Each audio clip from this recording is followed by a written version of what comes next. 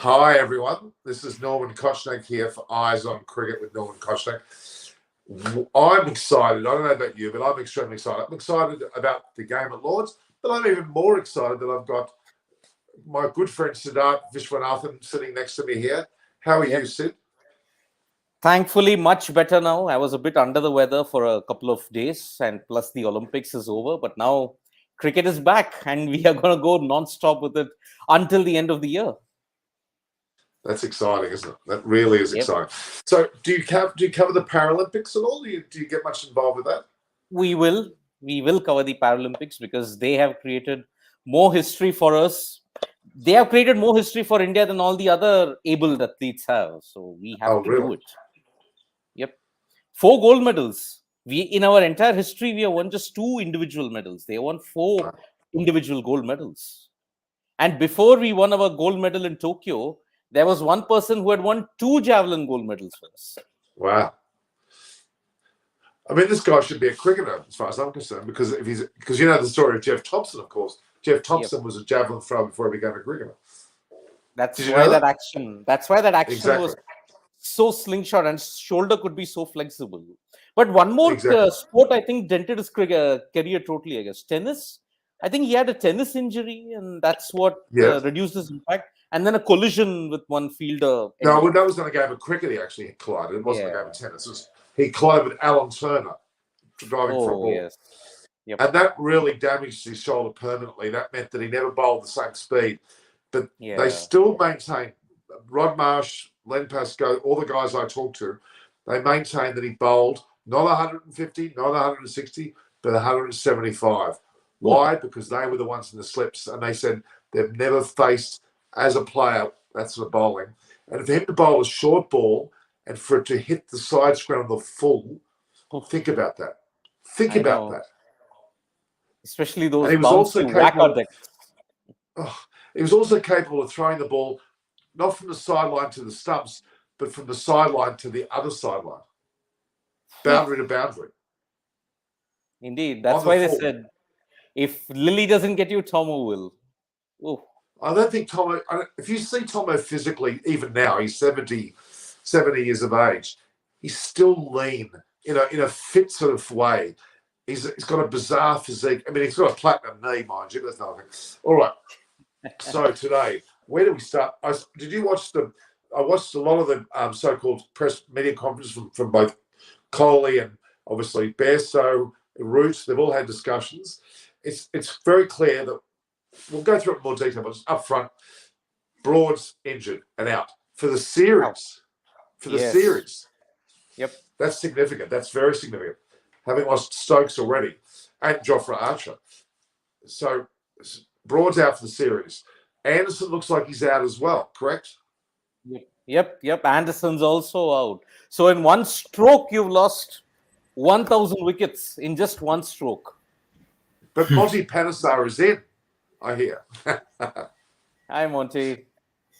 Hi, Sid. Hi, Norman. Thank you, Monty. Thank you very much for joining us. Sorry? Thanks for joining us. Yeah. Thank you for inviting me. Yeah. So Monty is here today. Adam Hollick will be here in the later part of the series. But it's great to have such great guests, obviously, Sid. We're talking about the players that are out. As you already would know, Monty, Broad's out for the entire series now with this injury. James Anderson's out as well. Oh, is he? He's confirmed as well. Yeah, I think he was going to because there's 8 days rest, isn't it, between the second and the third test? Yes. So is it a resting period or is there an actual injury? Do you know? I think he's got a slight quad, struggling with the quad, isn't he? And Sid's famous line, when he said, "1 stroke, we've lost 1,000 wickets." I think he could have seen better, mate. Look, no Stokes, no Archer, no Broad, no Anderson for Lords. I mean, the bowling has taken such a big hit, but I think you still have backup. You have Wood. He will definitely play. Yeah, Mahmood will probably play. Give him a debut. Wood will play. Robinson.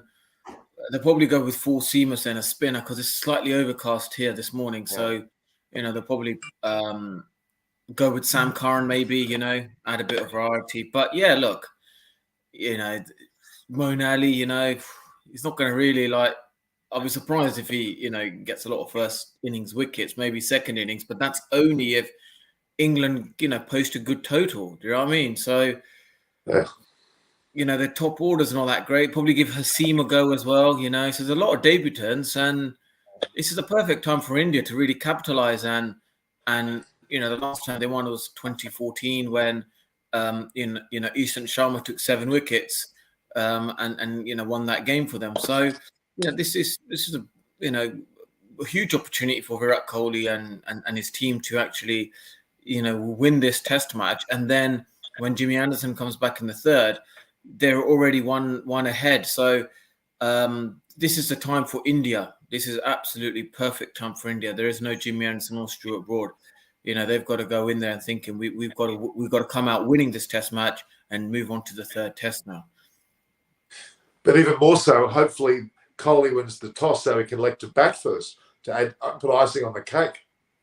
I reckon. Looking here, I reckon team that will win the toss will probably look to bat first because it's Lords is always this time of the year. There's a lot of dry hot weather, so I expect the team that wins the toss to bat first to post a good total.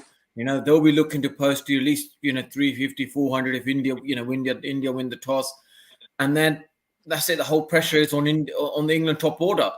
Playing a Test match is different when you're playing, and you're in form at county level. We've seen the likes of, Don Sibley, Neil Burns. They're averaging 30 odd, in Test cricket. Then you got Haseem, who's been averaging 40 plus at county cricket. It's just how does he deal with the expectation? Last time we saw him in India, he was so in awe of Virat Kohli, and effectively, he didn't play after another 5 years because it was just, sometimes. You're there to compete. You're not, you don't want to be starstruck as well. And you just don't know how Haseem will react, coming out to bat, looking behind him, there's Virat Kohli, in his ear, and that's his hero. Suddenly he just, becomes that boy again. And he's not there thinking, I want to perform. So it's Test cricket, international cricket has so many different, permutation of different people. And the huge pressure will be on Joe Root. They get him out early. India will be thinking, we can roll through these guys. Moeen Ali may get 30 or 40, at his best. They got Ashwin, Jadeja there. So as much as they talk about increase, making that batting order really strong. Look, Ashwin coming back, he's going to get the left-handers, isn't he? He's going to get the likes of Moeen Ali and Sam Curran. Can you see the balance of attack that India have? India are getting stronger and stronger. Well, England are just India just getting so strong now. Indeed. See, they got the first test out of the way. Norman, they got the first test out of the way because it's been 40 years since India last won the first test of the series. So they always struggle. Yes, in England, they last won the first test in 1986. Since then, they have lost the first test. In 1990, they lost the first test. 96, they lost the first test. 2002, they lost the first test. 2007, they could have lost the test, but for Steve Buckner. Monty, you'll know that. I was there. I was bowling that game. We would have won that Test match. Monty had Sreesanth trapped plumb LBW. England could have won that match, but they escaped with the draw. 2011 lost. 2014 Trent Bridge drew, but won in Lords. 2018 lost. So that is why the first test is out of the way. India's starting troubles are over. Now, so would you call that a win though? Would you actually call that first match a win, a moral victory? No, very difficult. Because see, if they had achieved 209, it would have been the highest chase for India in England. So it was a target of 200. But I think, as I had mentioned in that match, England needed to bat exceptionally well to make it a contest. And only one person contributed that, Joe Root. Monty is right. If Joe Root gets bowled out, gets out cheaply, The rest of the batting does not have confidence. Butler struggled to get off the pair. He did, but just about. Bairstow's unfortunately not in form. I don't know what's wrong with Bairstow in Test cricket. So if Root goes, like before the match, England have been dropped of 1,000 wickets, over 200 wickets at Lords alone, Anderson and Broad. Now if Root goes, your 80% of the batting is gone, unfortunately, because again, Rory, Sibley, they're just not able to perform. I don't know why. We're being joined by Gurkarat Singh Gill. Hi, Gill. How are you? We lost him. First ball, golden pair, golden duck for Gill. He'll come back. Yep. Now, Monty, I don't think you've met Gurkarat Singh Gill. He's really big with the Delhi Capitals in terms of their fan base. He's also got his own program called Gilly Cricket. Hello. What happened to you just then? I don't know. Something happened with my internet. It just went off. Yep. So hi Gail, nice to see you. And your inputs in the Olympics were superb. Lovely inputs in the Olympics. Thank you. Good morning, Gurkit. Sat Sri Akal, Monty. Yes, let's go. The fact is, Monty, I'm going to say, Gil, I'm going to say it. Monty, you've got a very big fan right next to you right there. And it's not me for once. Norman, you have two fans. Two fans. Gil and of course, you too, of course. Of course. Yeah. That's good. But so you're big with the Delhi Capitals, I hear. You get their fan base engagement going. Yeah, so I had worked with them in a capacity when they just changed their name from Daredevils to Capitals back in 2019. But now I'm not associated with them. I'm just a fan. I do tend to follow the team, and like how Sid was mentioning, I also follow hockey a lot, especially when it's on TV. So the entire Olympics, I watched each and every game of the Indian hockey team. And as far as being a fan is concerned, really still can never forget what you did to the Indian batsmen back in 2012 in Mumbai and in Kolkata in both those test matches. Yeah, I know. That's like 9-10 years ago, and people still talk about it because they hate losing in India, don't they? That's the last time I think India lost a test series in England. That's it. Yeah. In India, but it was good to see the hockey, wasn't it? It was like 5 Sikhs scoring the goals, and it was amazing.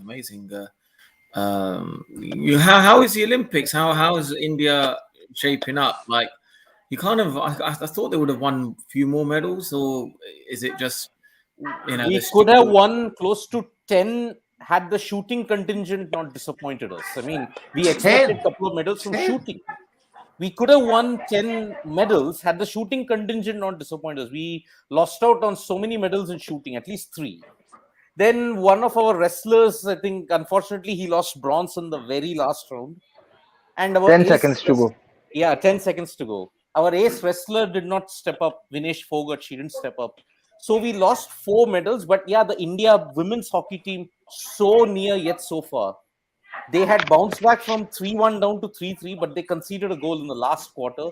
They lost 3-4. They were actually leading 3-2 after being 2-1 down. Which was the case with the men's team in the semi-final as well. They went 1-0 down, but then they were leading 2-1. And then Belgium that got happens. 4 goals back. Yeah. So we could have won 10 medals, but unfortunately, shooting let us down. Wrestling, 1 or 2 medals we lost out, and that's about it. I mean, I'm not going to brag being Australian, but we won 17 gold medals. Our equal best ever gold medal. That is. You dominated swimming.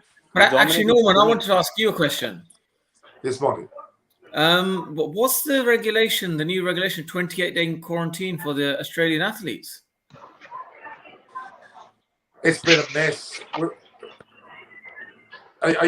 You mean on returning to Australia? Yeah, this is what they're saying. Australian athletes have to do a 28-day quarantine. Because of the concoction of various strains that apparently have been. Apparently, a lot of athletes have gone back with COVID. Apparently, that's the word we're hearing. And Australia is in such a mess at the moment, especially in Sydney with the Delta strain. We've got all of our several local government areas have been locked down. I can't move anywhere. It's been horrific. So we've gone ultra cautious, ridiculously so. And it's upset so many people. Our Prime Minister, Scott Morrison, has absolutely stuffed up. Considering, we mustn't forget, we had 0 cases for over 6 months, yet all of a sudden we've exploded. But our vaccination rates are like, I think, ultimately 6%. 70% for the first dose, but 6% overall, which is disgraceful. Really is. So it's been a bit of a mess. So yeah, Monty, it's a bit of a shock to us all. Even calling the army in, as we've called it, it's gone around the world as if we're a military state all of a sudden. It's really bad. And your local area, where you used to be, the Campbelltown, Camden Ghosts area, that was so-called ground zero. They had a large outbreak there, and now all the local government areas are fighting because it's Bankstown or it's Penrith or it's Parramatta, and they're blaming each other, which is just stupid. You can't do that. 365 new cases in Australia in the last 24 hours. 365 new cases. I tell you what, what's happening in Australia? I thought you guys had it under control. We did. But our stupid Prime Minister dropped the ball, dropped the ball from first slip, basically, and said, oh, we're okay, we don't need the vaccinations. Oh, Pfizer, you're charging too much, go away. And they backed off and didn't supply us with any stuff. Now we're going through this problem. We've got no damn vaccines available. So we're in a mess. Oh, right, so you don't even have a vaccination program? It's an absolute mess. As I said, 17% have been vaccinated for just the first dose. In total, 6% for the 2 doses. 6%. That is the worst in the world. Even Gil's had 7 injections, haven't you? You've had 7. You've had a different cocktail. Gil, have you been vaccinated? Gil can't hear me. Gil can't hear me because he would have bitten by now if I would have said that. Monty, have you been vaccinated? I've had the first vaccination. Like, if I have to come to Australia, for example, during the Ashes, I don't know, for you were doing that media commitments, then I'll get my second vaccination. Well, Jimmy Maxwell and Catherine McGregor are working on that very much. So if I have to carry you here, I will. I'm a pretty big bird. I can fly. So it may be good. But Monty, you may need to be quadruply vaccinated. You might have all sorts of weird, wonderful things. The way Australia's going, we're going to make you jump under hot coals and I don't know, go through mud patches. I don't know what they're going to make you do. We're in a mad state of panic. If you see our Prime Minister Scott Morrison hanging off a tree, don't be surprised. I'm just warning you now. There's a very good chance it's going to happen. Gil, can you hear us? Gil, hello, can you hear us? No, Gil can't hear us. No. Oh, he's having a shocker.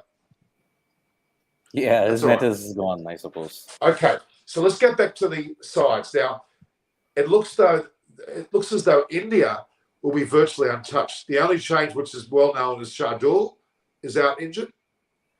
Is he only injured for the first? Is he only injured for this match, or is there a long-term injury?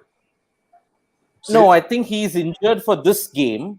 I think Ishant will come in. That's the only slot that I'm thinking that will be there. Because I don't see Ashwin coming back and replacing Jadeja, because Jadeja batted well at Trent Bridge. You want to change? I reckon they're going to go with Ashwin and Jadeja, and maybe drop Suraj and bring in Sharma.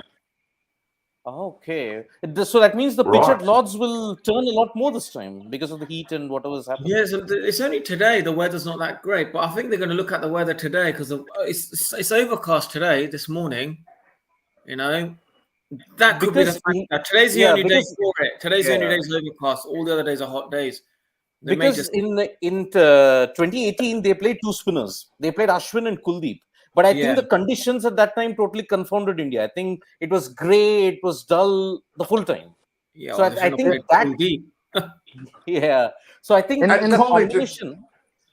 And Kuldeep didn't bowl in that match at all. He wasn't used, was he? No, he did bowl 9 overs for 44.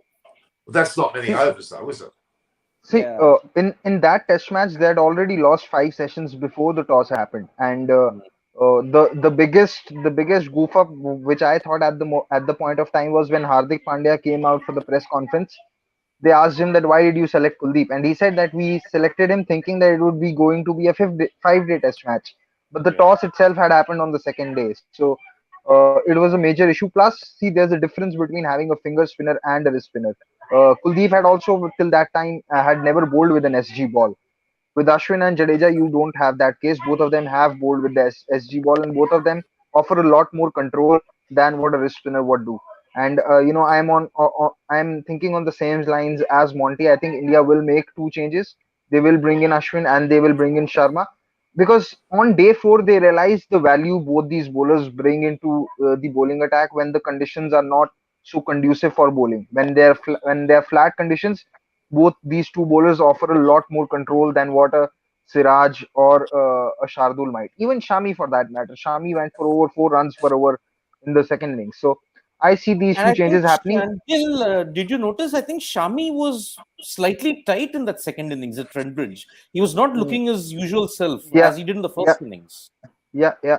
Also, another thing that makes the case for Ashwin is that as opposed to having just two left-handers in the top eight, in the first test. Now with Moeen Ali playing, they will have three left-handers. There would be Rory Burns, there would be Moeen Ali, and Sam Curran.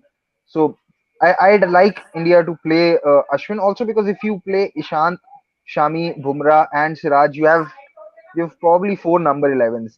That makes the Yeah, batting too short. Too short. indeed. Yep. So, but do you? My only concern is that dropping Siraj, he had a lot of fire in his belly. He antagonised the England batsman quite well. I thought that was an important factor to the match. By not having him play, is that going to be lessened? Because I think he's worth keeping. That's my thoughts. Yeah, Monty but was saying he I might. reckon Siraj and Ishant Sharma are like for like players, in terms of height and what they bring to the team. And Yeah. Ishant Sharma took 7 wickets in 2014, so you got to play Sharma, and there's plus rest and rotate. India. This reminds me of 2005 Ashes series between England and Australia, where do you remember McGrath just stepped over the ball at Lords, and then Yeah. suddenly Australia were in disarray, and that was it. Edgbaston, Since here now, Edgbaston.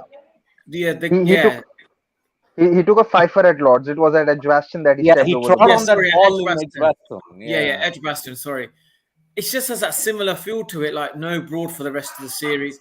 McGrath, I don't think he played. I think he played at the back. He Did he played play two more tests, only 2 more two out tests? of the Yeah, remaining four. Yeah. but But he then wasn't at the the same. time, at the time, England only had 12 players each test match. While Australia had to go through so many different players, and same England. England going for so many players. India will probably have this. This will it. This will be it. This will be their 12 or 13. They'll look into. They won't go beyond that throughout the whole series unless there's injuries or whatever. So I think, this is definitely India's best chance in this Test match to win and Al- take the lead. Also, I want to add something that I don't see any Indian fast bowler playing all five Test matches. I think there will be a rotation policy. However, if like now we know Broad is ruled out, there are concerns over Anderson as well. If both Anderson and Broad are ruled out of this Test match, this is India's best chance to take a lead in the series. And to do that, you must play your best bowling attack. And India's best bowling attack, regardless of the conditions, will always remain Jadeja, Ashwin, Ishant, Shami, and Bumrah. So if England become considerably weaker, it makes all the more sense for India to go full tilt into the Test match, because if they take a 1-0 lead after this Test match, then they can rotate between Shami, Bumrah, and Ishant in the next three Test matches, because Bumrah also can't play all five Test matches. If you see the schedule forward, he has to play the IPL, he has to play World the T20. World T20. So Ishant Sharma, from that point of view, can still play a lot more Test matches than what a Shami and Bumrah can, because he's not in the scheme of things for the limited overs. Yep. What a shame that India didn't win the first Test match, really, because by winning this 2-0 up, what a huge momentum. My gosh, would have been an incredible start. It still can be a very good start, though. Yeah. So It's like 2014. It's like 2014 in a very bigger way, maybe, I, because I I'd say it's more like 2007. Monty would remember it. He got a Srishant out LBW only for Steve Buckner to not give it, and then the rain We came. did discuss that. We did discuss that. I mean, they were so close. Monty had him plumb LBW, but Steve Buckner for once helped India for once. Otherwise, he always used to give wrong decisions against India. I mean, Tendulkar, Gaba, Sydney. After that was the horror point for Buckner is umpiring and for India-Australia relationships. I mean, that changed everything. Sydney, unfortunately, but that's unfortunate. Really unfortunate. I don't know about you guys. I'm getting very excited today. I think we're going to see some bloody good cricket. And the weather forecast, although Monty's our weatherman, he's right there. Marcus Munchie has said the forecast looks good. Cloudy conditions for the 5 days, but single-digit chances of rain at the moment. Occasional sunshine, but mainly high and light cloud. He's saying it was still bad if he wins the toss, but the conditions may make it a battle for bat and ball. So this is exciting. Whereabouts are you, Monty? How far are you from London Central? Yeah, I'm not too far away. I'm about about 20 minutes from here. So it's just brightening up. It's a bit cloudy. So, that's probably I think Guruk Rat, Mr. Gill, I can't pronounce your first name, sorry, but I think he's had a really good point about some of the bowlers are more effective in the second innings or when the wicket gets slightly flatter. And I think that's probably what the India team will be thinking now. They'll be thinking, first innings will probably have just be, Bumrah always effective in both innings, but more in the first. We've got Mohammed Shami who does well. But then the likes of when the wicket does get flat, they've got the likes of Ishant Sharma, Ashwin against the left-handers. We've got Jadeja there as well. So that attack is, they may not use some of the bowlers more in the first innings, but then they'll use them later for the second. So they've got the whole balance, absolutely spot on. But when you look at England, it's more of you're just trying to get some seamers in there, replace them. But, look, we don't really know anything about, Shakib Mahmood. Mark Wood, he just bowls out and out pace. He doesn't really get the ball to move much apart from scaring from the pace. And the Indians, they don't really get afraid from, pace bowling. It's the movement that really, that actually just desettles them. Moeen Ali is an interesting one. He's had a great record, but the average at Lords for English spinners is about 38. And he's there for more the batting, the bowling. Like, he could surprise a few, but with the top 5, top 6 being right-handers, I don't know if they'll risk to play Jack Leach as well. That attacking mindset. I just think I think England will go with 1 spinner, 4 seamers, while India will probably have to play Ashwin because they'll have like you said, 4 number 11s. So they'll probably play Ashwin and bring in Sharma instead of maybe Mohammed Sami. Just to rotate it a bit. But it's England. They've obviously strengthened the middle order. Now, if they don't fire, then England are going to be in big trouble, and that's where I think the game's going to be won and lost is that middle order. Butler, Bairstow, Curran, Moeen Ali, them 4. If they don't get the runs, then, England will be in big trouble. Monty, is it humid also there? It's kind of like just cloudy, slightly, it's okay. It's like, it'll break up. It's like, it's going to probably stay like this throughout the day, sort of overcast, muggy conditions, Look, I wouldn't surprise me if India win the toss and bowl first because we know that top order's vulnerable.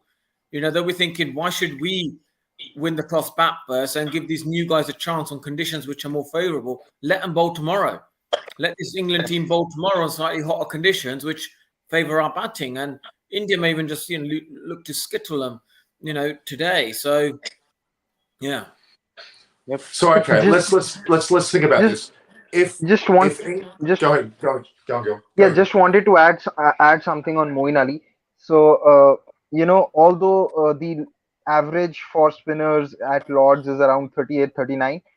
Interestingly, Moeen Ali has always done well against India. Out of the 189 Test wickets that he's taken, 49 of them have come against India, and his second best average is against India. The first is versus South Africa, where he took a hat trick and I think has an average of around 25. versus India, he has an average of 30-31, and he's taken 49 wickets in some 8 or 9 test matches. So he always seems to do well against India, because India somehow are never sure that whether they want to over attack him or whether they want to be defensive against him. They're always caught in these this two minds of to how to approach him. So won't be surprised if Moeen Ali does something once again. If Moeen Ali And gets Ajinkya Rahane, let's not be surprised. That's the only thing. Ajinkya yeah, just cannot play spin. I don't know why. yeah. He's gotten out to Moeen Ali 10 times. Yep. And 9 10 times. times. Yep. Wow. Yeah. Ajinkya Rahane has been out to Moeen Ali 9 or 10 times. The most any spinner has gotten Ajinkya Rahane out. The next is Nathan Lyon, who's got him 9 times.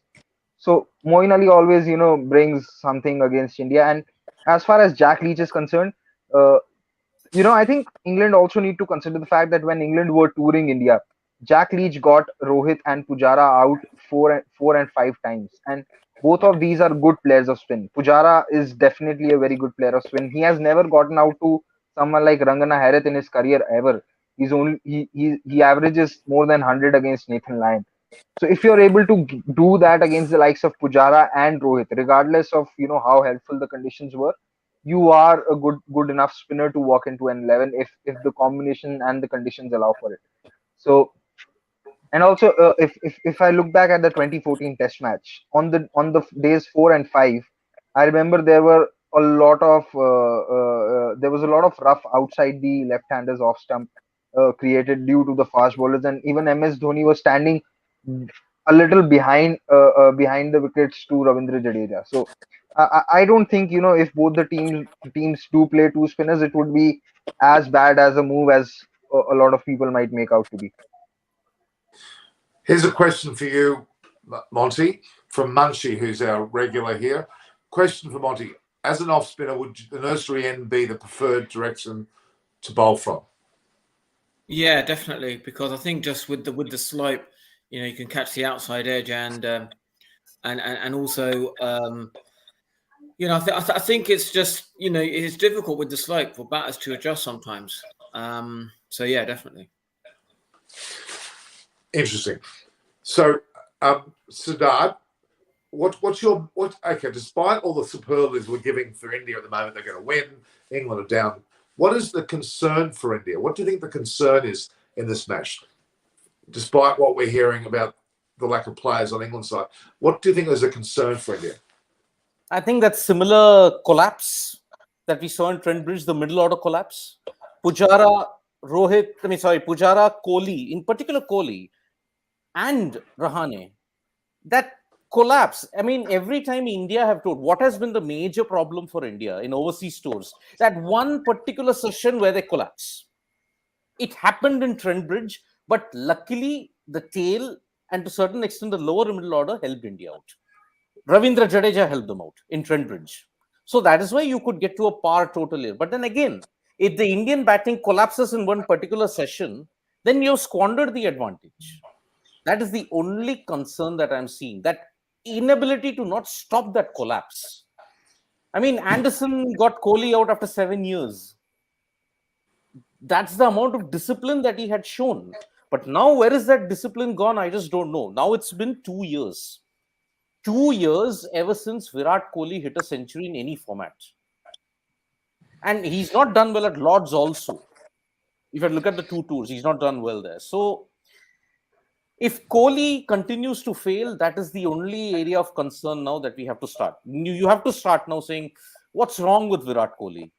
After such a big, consistent streak, now he's down for 2 years. That is one question you'll have to ask. And the bowling of Saqib Mahmood's going to be interesting because I think he's an excellent bowler. Don't you, Monty and Gil? I think he did well in that ODI series. He did really well in that ODI series. If you can move the ball away at 140 clicks, you can definitely trouble most batsmen, because I remember him taking the wicket of Babar Azam very first ball, and there were some people who were saying that, oh, Babar Azam has failed against England B or England C, but the point is, you could be playing an England B or an England C team, but if a delivery is coming at you at 140 clicks and moves away slightly from the off stump, It's got nothing to do with England B, C, or D. It's just a very good wicket taking delivery which would trouble most batsmen. So uh, yeah, I mean he definitely has the tools to do well, but And Gurkirat I'm not and aware. Will. I'm not aware of his. Yeah, Adding to that, I think the action and the way how he bowls, he will be the key bowler in that slope to utilize that slope in Lords. Because could be. he's got that accuracy factor also about him. And he did well in that ODI at Lords. I mean, the match where Hassan Ali took 5 wickets and he almost revived Pakistan, Saqib bowled really well in that match. So that slope factor will be utilized well by him if But he's picked. is he playing for sure today? That's what I said. If he's picked. Well, he's been brought into the squad like Moeen Ali. That looks very much suspicious, like he's an immediate inclusion upon broad injury, which makes you Because who straight to else the will you side. pick? Yeah, because who else will you pick? You've got no Vokes. You've got only Wood. Yeah, You've got Vokes only might come back from the next Test match, right? yeah. Well, So he's it's definitely not in very this match. No, he's definitely not in yeah this match. That's for sure. very important for India to take advantage of this, because if you couldn't have asked for a better opportunity to beat England at Lords with Stokes missing, Archer missing, Broad missing, Wokes missing, and probably Anderson as well. So it's one of those games where going into an away Test match, India is under more pressure than the host team because of. But for all you know, as we've seen, what happened just 6 7 months ago. For all England might still be able to turn it around and beat India, because, like you said, the Indian middle order 3 4 5, they really need to do a lot, because I think since 2020, all of them are averaging below 20, below 30. Yep. Ajinkya is averaging around 20, 26, 27. Yeah. Pujara is averaging around 25. Kohli is averaging around 24. And yeah, it's just that Kohli's had more 50s. Rahane's had that 100, but you really don't want one of your 3 4 5 to be manufacturing new ways to get out, which is my biggest pet peeve with Ajinkya Rahane. He just manufactures a new way to get out each and every time. It seems like, whether it be getting a run out, whether it be uh, you know just giving catching practice to the short mid wicket that has been brought Bungle in. down leg side twice Yeah, in that World Test Championship final. Twice. yeah, yeah. So, It, Keep it, it, Mahmood, would Kohli, Pujara, and Rahane have faced him before? This would be the no, first time they've faced him. First time. it will be the first time. The first time. Well, that's pretty significant, because often a bowler can exploit a This batsman who's this not faced him early. this also might be the first time that Mark Wood is playing a test against India. He's not played a test against India before. He's played ODIs, but he's not played a test match against India before. So, Monty, are you going out today? What, the Test match? Yeah. No, I probably won't be going today to the Test match. But yeah, let's see. I've bumped into Monty a few times. I think it was the World Cup final. Remember that, when you were there and I had the lovely Lena and Rena with me? Yeah, we had a good time. That was the World Cup final between, obviously, New Zealand and England. It was quite a match, actually. So, what's happening with you, Monty? I've seen you on a number of channels. What other work are you doing? You're obviously busy. Yeah, just busy here, really. So, yeah, busy. Okay. So, all right, Monty. Again, your take on today. You've spoken about the conditions, the fact that the changes that they're made. What do you think? What do you think will come out of today? Let's assume India lose the toss, and that means they probably, if they lose the toss, I'm assuming England will bat. I think the team that wins the toss will look for bowl today. With the overcast. Oh, okay. You said that before. Yeah. I really do think that. And I think it'll probably be Joe Root's best chance to maybe try and get early wickets with the pace that could surprise a few of the Indian batsmen. But it's one of them sort of test matches where it's like it'll be a good toss to lose, because every time you win a toss, you want to bat first at Lords. But with just today's overcast conditions and light drizzle, lights, a bit of slightly darker light at this time of the day, bit of cloudy, low cloud. You just kind of feel that, why not take the risk, bowl first, and see if you can get early wickets. But then the next 4 days, the weather's going to be cracking flags. It's going to be hot sunshine. Probably the best time to bat is probably the third day. So this is the time really. If a team is risky enough in an attacking mindset, they may just think, why don't we, bowl first? But I think if anything, India will be more likely to bowl first because they know that top order is vulnerable. They will be thinking we get Joe Root out early today and we bowl first. That we're ahead of the game. And if they have to do that tomorrow, when the conditioner is a bit more warmer, hot sunshine, easier to bat, that's what they'll probably be thinking right now. While England will be thinking, actually, we can play the swinging and the seam ball better than Indians. Why don't we'll probably bat anyway.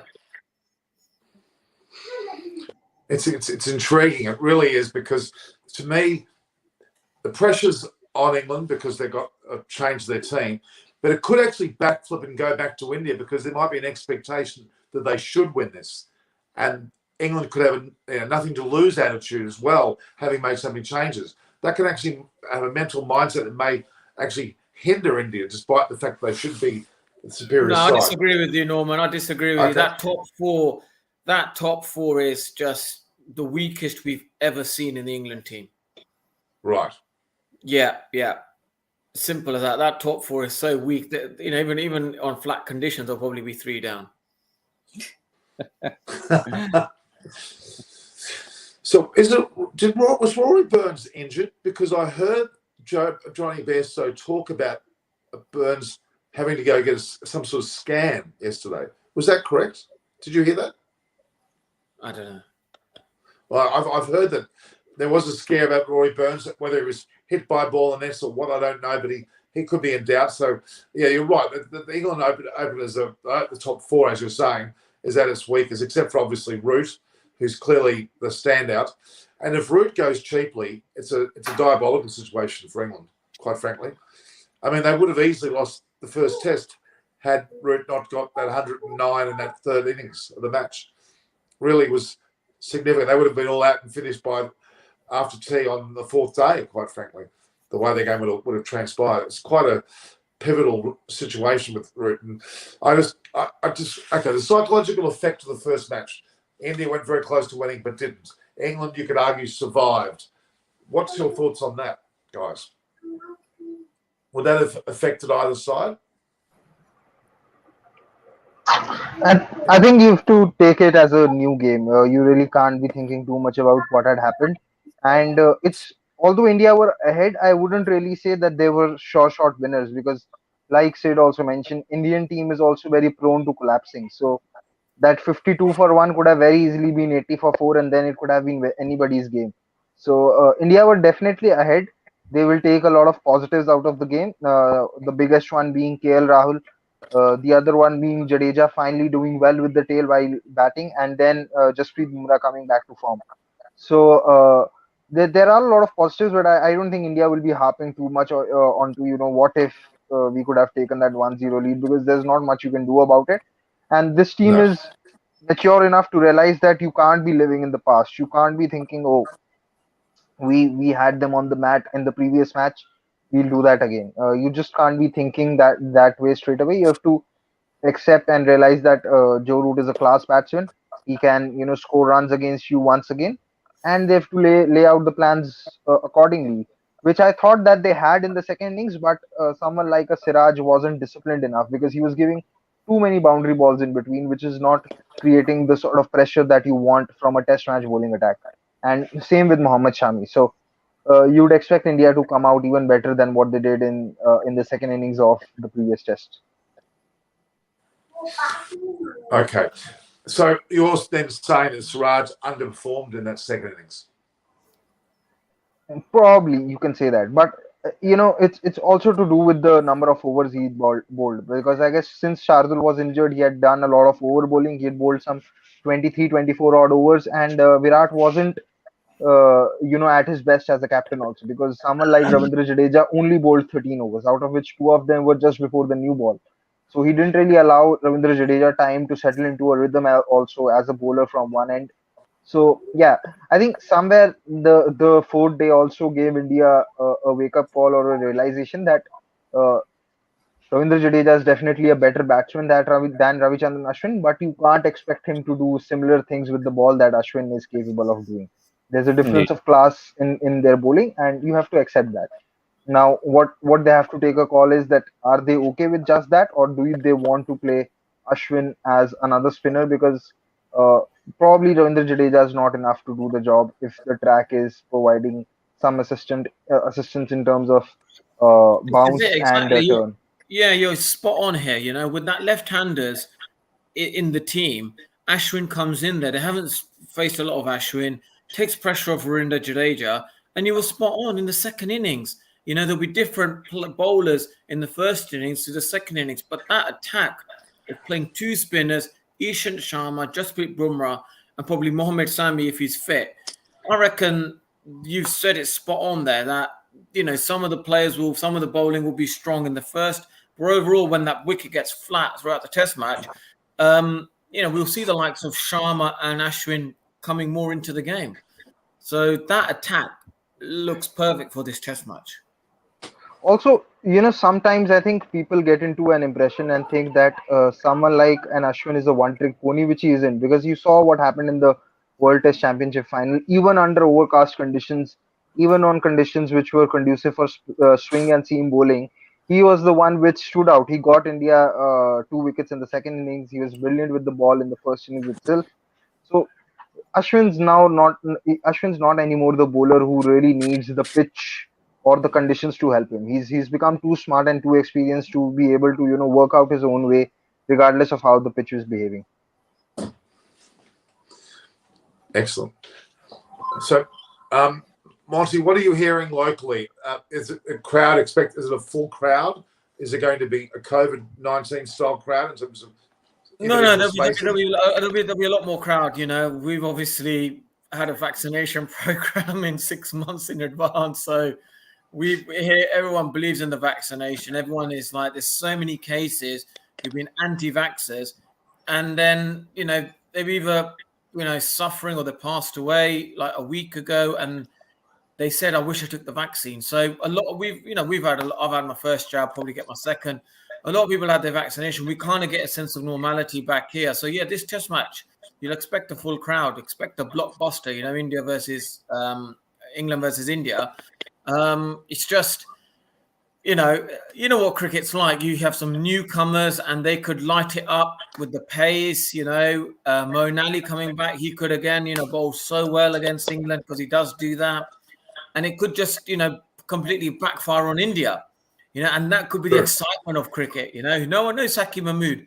He got Babar Azam out, at Cardiff with the white ball. He's more predominantly white ball bowler, but, he can bowl pace. He's been guided by Jimmy Anderson. So you just don't know with the bit of pace, newcomers, the youthness, the fearlessness of the youth, it suddenly can just switch on India, and this, that could happen. So it's going to be an amazing Test match.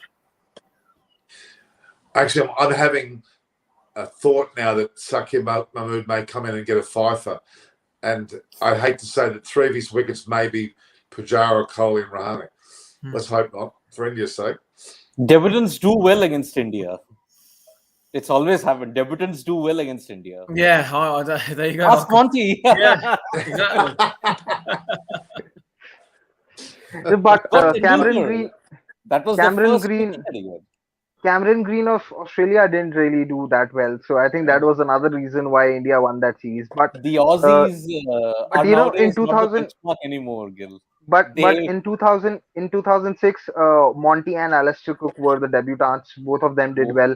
I remember Alistair Cook scoring 100 in Nagpur in the very first Test match. 60 and then in 2012, when England won, Joe Root had made his debut in the same Test match as Ravindra Jadeja. I think it was Nagpur once again, and he batted quite well. Nick Compton had also done decently in that series. not score big runs, but he had occupied the crease. And if you look at the other series that have happened, 2014, Ben Stokes had just come in. Then 2018, Sam Curran, we all know Yeah. what he did. So debutants do enjoy outing against India. Michael Clark in 2004 scored 100 in Kyle Bangalore, then took Jameson. for Kyle 6 or 9. Jameson, Yeah, 2020, New yeah, Zealand. all debutants, all of them. Yep. Kane Williamson against India. What is this? This is like a pattern developing there. It's just a Yeah. massive So list of debutants that do well against India. Indeed. My God. One of our Well, I mean, panelists I'm got excited Sachin Tendulkar as his first wicket. You have to remember that. So that's an impactful debut, indeed. Yeah. Okay, so this is a 5-test series. We mustn't forget that. We're so early on in the series, it's not funny. There's going to be lots of ebbs and flows. There'll be an inevitable fight back from one or the other side, depending on what match. That's what excites me the most. I like those 5-test matches. It doesn't allow for one side to dominate and win quickly. There's a longevity to the performance. Injuries, it's already affecting the sides, the injury toll. Heaven help what it'll be like by the 5th test. They may have to bring out drama from. But Norman, from if I Hughes. have to say, we three are in a very privileged position because we are England, Australia, and India. If it was Sri Lanka or South Africa or maybe Bangladesh, we wouldn't be talking about fighter series anymore. It would end That's right true. in right there. Because Two test matches max. 2 tests, that's it. And Even again, look, even New Zealand, New Zealand are supposed to tour India later this year, yeah, and November. they're going to play. They're going to play only 2 test matches, which is, I think, which is such a shame. They should be playing at least 3 test matches, because the first test match, you see the touring team struggle so much that they end up losing that test match just because they are acclimatizing. Very rare it happens that the touring team does well in the first test match. So should have been at least a 3 test match series minimum. Yeah, New Zealand have not played a 3-match series against India since 1999. 2003, sorry. No. India New Zealand was a 3 test match 2009. series in 2016. 2009 Oh, was two yeah. tests. 2016 was a Yeah. 3 test match But I series. think they haven't played a 4-test series in the last 22 years, New Zealand. Yeah, that they haven't. And a fighter series for the last 49 years, they haven't played. Yeah. What about South Africa? How many test matches are they playing in South Africa? We played three tests. Since Why did they do that? 2000. It's a long way. It's a long way to go play 3. They should play a full 5 there. No. South Africa have not played a fighter series since 2000 when they played the West Indies. At home, I think. Yeah, at home, where they whitewashed them 5-0. So this entire fighter series is restricted to only 2 nations: India, England, Australia, Ashes. Obviously, the Ashes And is the pinnacle of all. and it went back to 4. Last time when England had toured in 2016, it was a 5 test match series. This time it was 4. I don't know why. Yeah, I mean, exactly. So, Monty, what's One your, last all question, of then I you? got to shoot off. Go ahead. Okay, I was just going to talk about the Australian state of affairs against Bangladesh and West Indies. Do you have anything to say for that? Do you think that's worth worrying in that form, or is it diabolical? Well, I think that the question I would like to know is, does Justin Langer's coaching style fit the international team? I've heard constantly his name getting mentioned around here in England, just saying that, his style's a bit intense. He's a bit more military kind of led, rather than coaching's about, get your best players to do what you want. And then you just ask your best players or the big egos in the team, like, what can I do for you? I just can't imagine Justin Langer being that person. He's probably already got everyone's training schedule sorted out. This is what you're doing. This is how you're going to practice.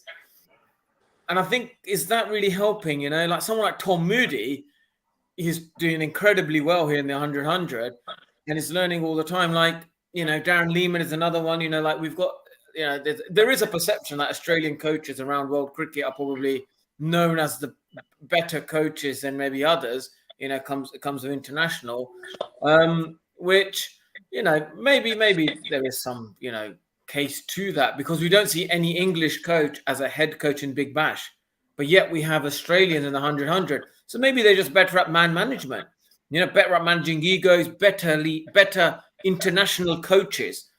But then that surprises me. Then Justin Langer doesn't seem to fit the Australian culture. Well, there's a distinct divide in that group of players for and against Langer. I'm pretty sure the way that it pans out with Warner and Smith, they're not exactly in Langer's camp. A number of comments publicly made by both parties have been at loggerheads. It looks as though Langer is looking for more discipline, and he goes to a level that perhaps some of the other players don't appreciate. You're right. To me, they should bring Trevor Bayliss back. The fact that he coached well in England, he's a magnificent coach. And the way he handled David Warner at Sunrisers Hyderabad recently when he was unceremoniously sacked for his misdemeanors was a great evidence of a good coach. He didn't muck around. He got rid of him pretty quickly. And that was good lesson for Warner to learn. So I think Trevor Bayliss should be the one to come back and coach Australia myself. But again, look, the problems in the Australian camp are very endemic if you have to look at it. Because look, you haven't played with a steady combination. Your best guys are not there because either due to the bio-bubble fatigue or because of IPL priority. I mean, look at the two series, West Indies and Bangladesh. Who was the only guy who had an average of 30 and hit over 130? It was Mitchell Marsh. Only Mitchell Marsh. The bowlers struggled. You had brilliance like Hazelwood, Stark, but they struggled in the West Indies. And surprisingly, Agar and Zampa, they struggled in Bangladesh, of all places, Bangladesh, where you should be rolling them over cheaply, considering that Agar and Zampa were good. Dan Christian's 5-6s helped you avert a whitewash against Bangladesh. Get that very clear. Averting a whitewash against Bangladesh. Just want to say something here that when it comes to Zampa and Agar not doing well in Bangladesh, so you have to realize that Australian. I'll have to dash. Sorry. All right, Monty. Thanks for joining us. You're welcome every day. There'll be post sessions as well. Look out for the links. I'll send you the links. Thank you, Monty, for your time. I appreciate it. Cheers, mate. Thanks, Monty. Monty. Later. Thank you. Bye. Bye, Monty. Bye. Yeah, so as I was saying that Gil, hang on, Gil, you got your wish. Okay. No, there's another wish, but let's just complete what I'm saying and we'll discuss this later. So what I was saying that somewhere Australia also have to blame themselves for not touring Bangladesh and not playing in Bangladesh enough. It's not just that anybody can turn and roll over their arm in Bangladesh and you can get the results. That doesn't happen. We've seen even the likes of Shane Warne and Muralidharan struggle in India when they've been such great spinners. Muralidharan, despite doing so well in Sri Lanka, has struggled in India when the wickets are not that difficult, right? So it's not about being a good spinner. You also have to understand the pitches as well. In Bangladesh, it makes sense for you to bowl slower, which the likes of Agar and Zampa don't do. They are traditionally more of a round armish spinners who skid the ball, which doesn't really help on slower surfaces because it gives batsmen a lot more pace to play with. So it's a process. Now, if Australia, decide once again that they are going to, they're going to tour Bangladesh again in 2031, then they'll lose again. So you have to also, be aware and be cognizant of the facts that that you don't do well in these conditions and you have to improve. They were touring West Indies after 5 or 6 years. When you don't play in a certain country for a very long time, it's difficult for your muscle memory to adjust accordingly as well. Hazelwood still did decently, and you have to give credit to him. But your batsmen really don't play on enough slower pitches to counter them when it comes to that situation. The Indian pitches are not that slow that as the Bangladeshi pitches or the pitches in the Caribbean, because back in 2020, if anyone saw the Caribbean Premier League, you would know that even scores of less than 100 were defended. There was a game where 92 was scored in the first innings, and the chasing team could only score 89. And this was when they had not even gotten all out. They had batted the 20 overs and still not chased 92, which is something similar to what happened to Australia. They had to chase 121 and they were 117 for 4 at the end of 20 overs. So this also comes with experience.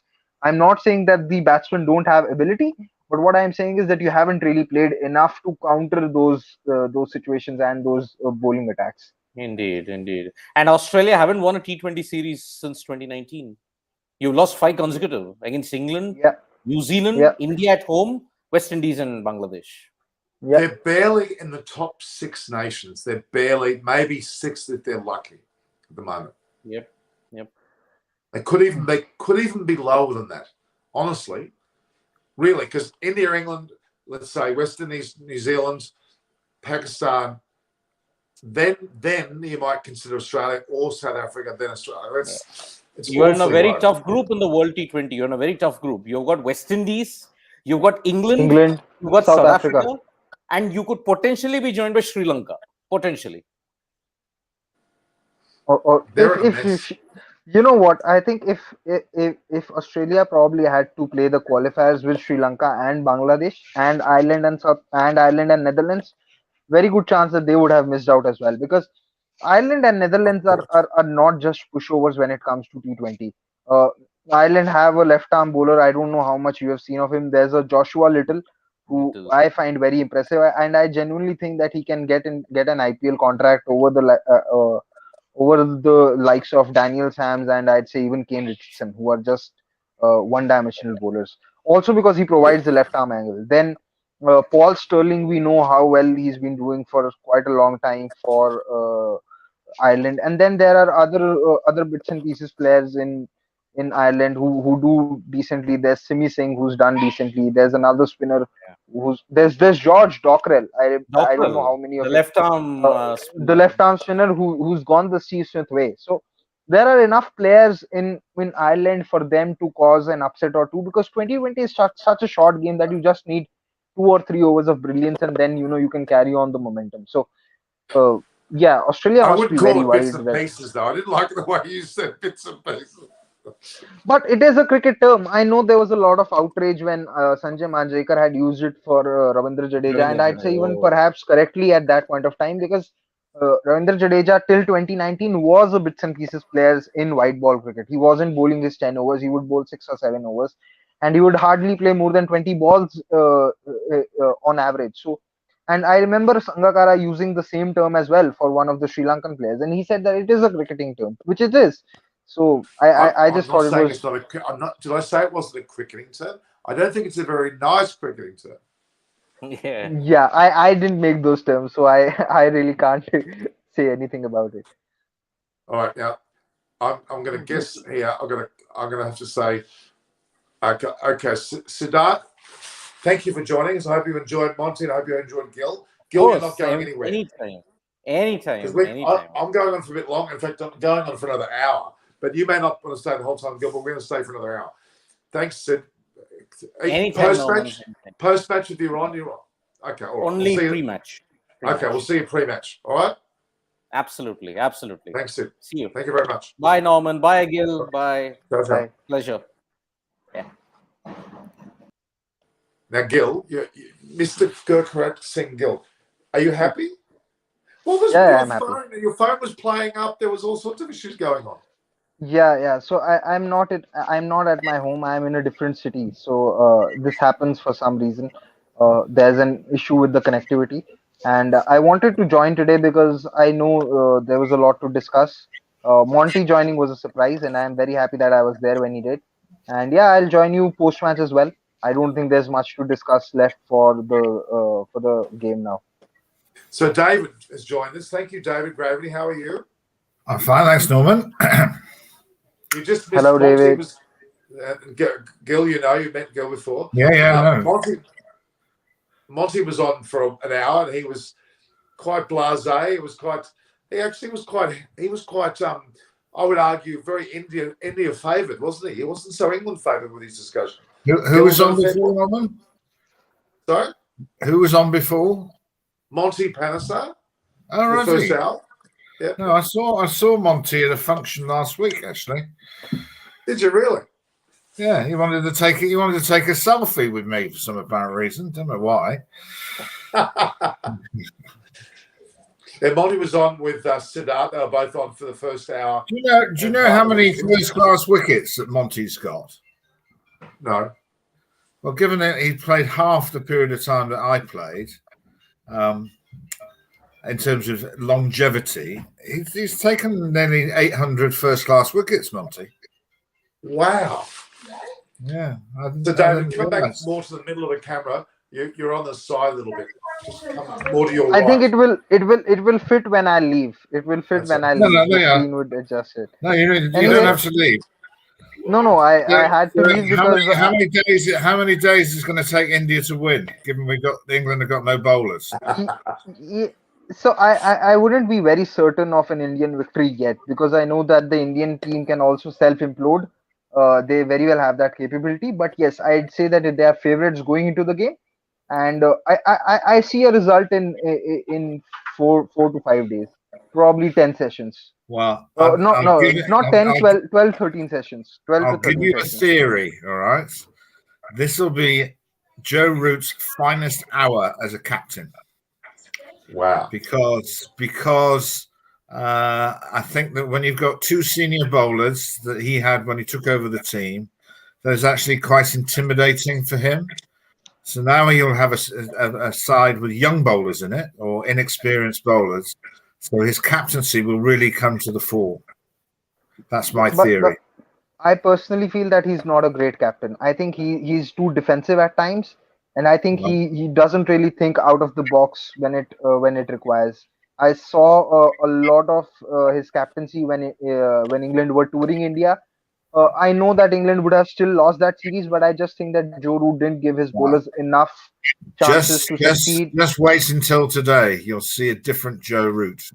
Let's hope so, because the world of cricket does need good captains, and we don't have a lot many of them. So let's hope what you're saying is right. In any country, in the area that I work in, under-19s, is a reflection, I think, of sadly a bit society, that people refer to text people than actually speak to them.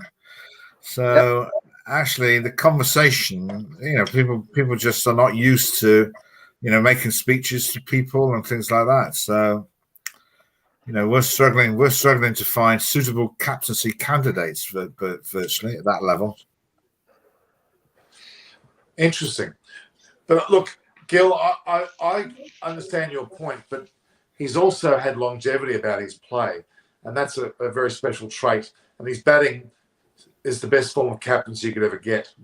If you bat as consistently well as he does, it's a very good form of captaincy. And if you're in good form, that actually comes through your captaincy. If you're not getting any runs, you actually become slightly introverted and defensive, and that's actually to Kohli's credit.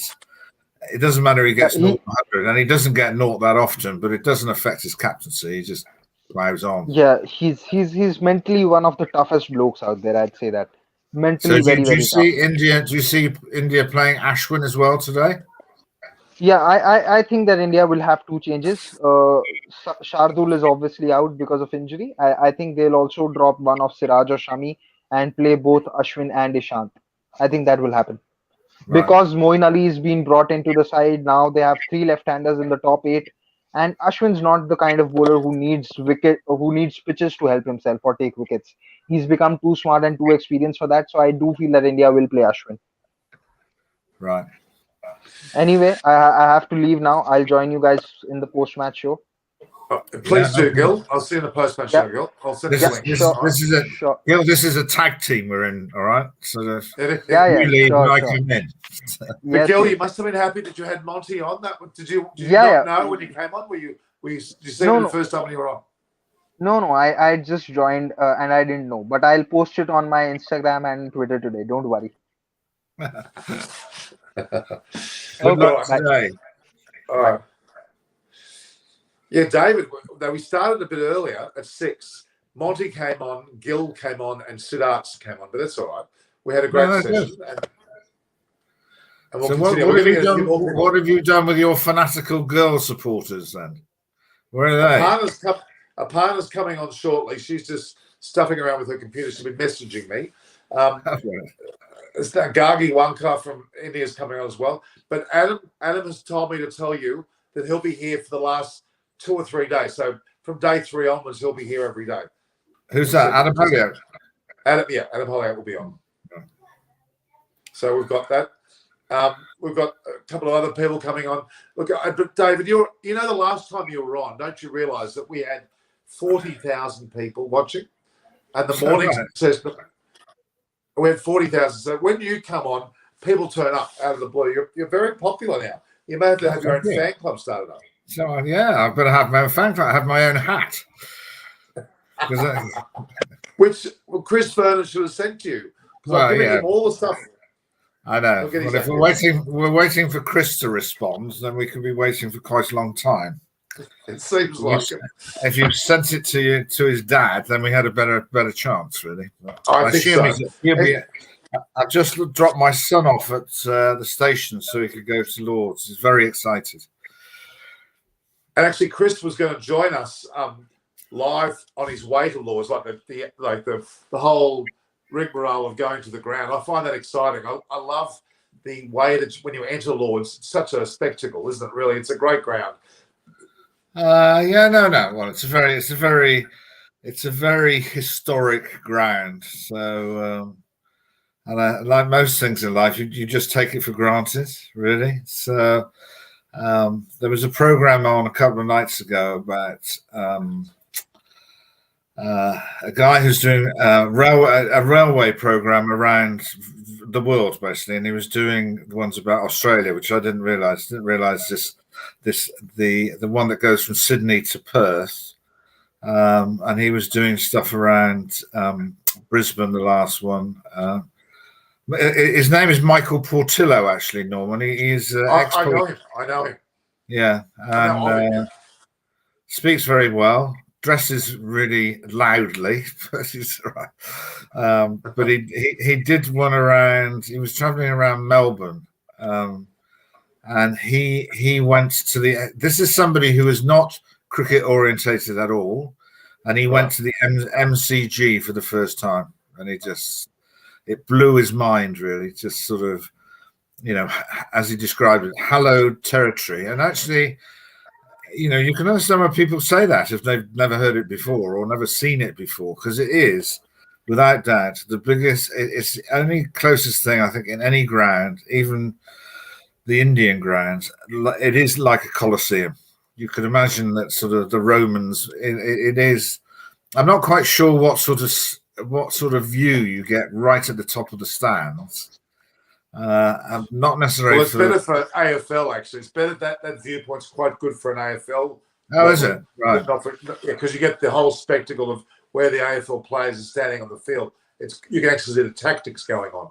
It's actually good for that. Because I've seen that at Twickenham, being at the back of the stands, and it's they ought to sort of cut the cost of the tickets in half because they're like little dots running around. So fortunately, there are big TV screens and things like that. So yeah. I think the atmosphere today will be fantastic, and I genuinely believe there's no criticism of Anderson and Broad, but they have been such a major. And I don't know whether Anderson's playing or not, but I think if he hasn't bowled yesterday, that would be the ultimate risk to play him now. And, when you're on the other side of 30, injuries take a bit longer or they happen more often and take a lot longer to repair. So, it'll be just a fantastic opportunity to make their debut at a new, and it's a new ground because the stands are new. That's right. People have bought tickets just to sit in that stand. And at the other end of the ground, there are some restrictions. Great viewing spot. Yeah, it is. But if the weather is boiling, if you sit at that end of the ground, and I'm not sure, I can't think of anywhere. I think an area would be similar. Is I think in front of the old scoreboard at Sydney. Right. When the sun shines, you will get absolutely frazzled, and that's the same at. That is the same at Lord's. Under the old pavilion, Ireland played their first Test match, which is a fantastic occasion. So the whole ground was green, basically, in terms of spectators. And they all won that match, didn't they? They won that match. Well, no, they bowled England out to start with, but England eventually. They were winning the match at one stage. Yeah, no, they were struggling, England. and it was a particularly hot day, so obviously a lot of Guinness was consumed to celebrate the debut. But behind that stand, there was a whole series of St John's ambulances waiting for Irish fans to pass out in the hot sun. Oh, really? Yeah. So how long ago was that now? That was how long ago? That was Oh, it's not that long ago. what? How many years? 3 or 4 years? No, I think it's just pre-pandemic. I think, or pre the first lockdown. Okay. I'm just looking at some of the situation with well, Johnny Bairstow, having been in a press conference yesterday and was talking openly about Broad not being in the side. He spoke very much as if it was fait accompli about Anderson at that stage as well. He even mentioned Rory Burns was off for scans. So I don't know what happened there. Maybe he's also considered not in the team. But it looks like there's going to be a number of changes. Saqib Mahmood will come in. Yeah, I think it's. I definitely think Moen will play. You don't think he'll play? No, I definitely think he will play. Right. I also think Hamid will play, but I'm not sure for whom. And again, I think Moen again is a really delightful person. I've known him for a number of years. Played at Worcester. I think he got very friendly with my uncle when he was alive, and something's happened in the last 3 or 4 weeks where he's been captain of the Birmingham Phoenix, the 100 ball game, and he's been captain, and he's played brilliantly. But you can see that captaincy, because he's naturally a very quiet person, has really brought it out in him. So I could see him if he plays. If you're taking the 2 senior bowlers out, sadly for England, then he will have a bigger role in terms of trying to help Joe, and I see it not whether better or worse. I see it being a different atmosphere than they probably had before. When you have the 2 leading wicket takers in the world in the same team, then there's subconsciously or consciously there's a lot of reliance on their input, and I can remember playing in games when there was an obvious world-class player playing, and in the end you sit back and expect them to win the game. Whereas actually, if they're not there, everybody realizes actually we have to play our part here. So I anticipate England playing in some ways better than they did in the last Test match, actually. So. Oh, that's very interesting, and I can see what you're saying. So, the evidence for India is in Australia, when everybody said after Adelaide, Kohli going home, well, they're just going to get blown away. But actually, within the dressing room, they all probably looked at each other and say, "Right, this is our chance. We're going to show India how well we can play," which they duly did. And that could really work in England's favour, as you're describing. So Saqib Mahmood could well open the bowling with Mark Wood, with Robinson coming in at first change. Is that what you predict? Yeah. Or would Robinson take the new ball? I'm not sure they like Mark Wood taking the new ball. I think they quite like him coming. That's probably my recollection of his use in the one-day game. He obviously is their speed bowler. Saqib Mahmood again is a really great success story for me. One, he supports Liverpool, so that gets him high up my list. He also is an England under-19 player. When I've been involved, just a delight, and a really, really intelligent guy. He's done some interesting A levels, but he just conducts himself really well. He used to be huge in swing, which I'm sure he can do that, but he's added a few extra tricks to his box. So yeah, I would imagine that those 3 would be inspired. I think all the players will be inspired to play at Lords, because the crowd would be so excited to see just live cricket. Then they'll be really on everybody's side, whether they be Indian or England. Okay, they just made a comment that Anderson is actually warming up with the rest of the squad. Whether that means the fact that he's doing that suggests he may still be playing. Yeah, and if he's warming up, he will be. And although at the same time, Scheidel was taking catches, so does that mean he's playing? I mean, it's an intriguing little scenario here. Well, we will know in 10 minutes' time, Norman. So don't worry. But I mean, it's great to watch the mood of the players in warm up because it does tell you things. There's no doubt. You do get a vibe. The greatest body language communication that I ever experienced was the second test in 2005 when I walked out to the middle, trying to look important, which I wasn't. So on both sides, there's on one side of the ground, one side's practicing. As I walked out, the England and the Australian team were huddled round a prostrate body on the ground, which happened to be McGrath, who just trodden on a ball. Right. And they are just wheeling out some things to ship him off. I then looked to the other side of the ground. Now, I think they were trying to practice warm up, but also obviously looking to the other side to see what was happening. And I think when they realised that it was a little bit more serious than just falling over. If they could have done high fives, they would have done high fives. So, Nemesis might not be available in that game. So that was a very. Is Anderson and Broad the same for India in terms of the way that the English saw McGrath being injured? The fact that Broad is out and potentially Anderson, is that the same reaction? Well, they both had their moments. The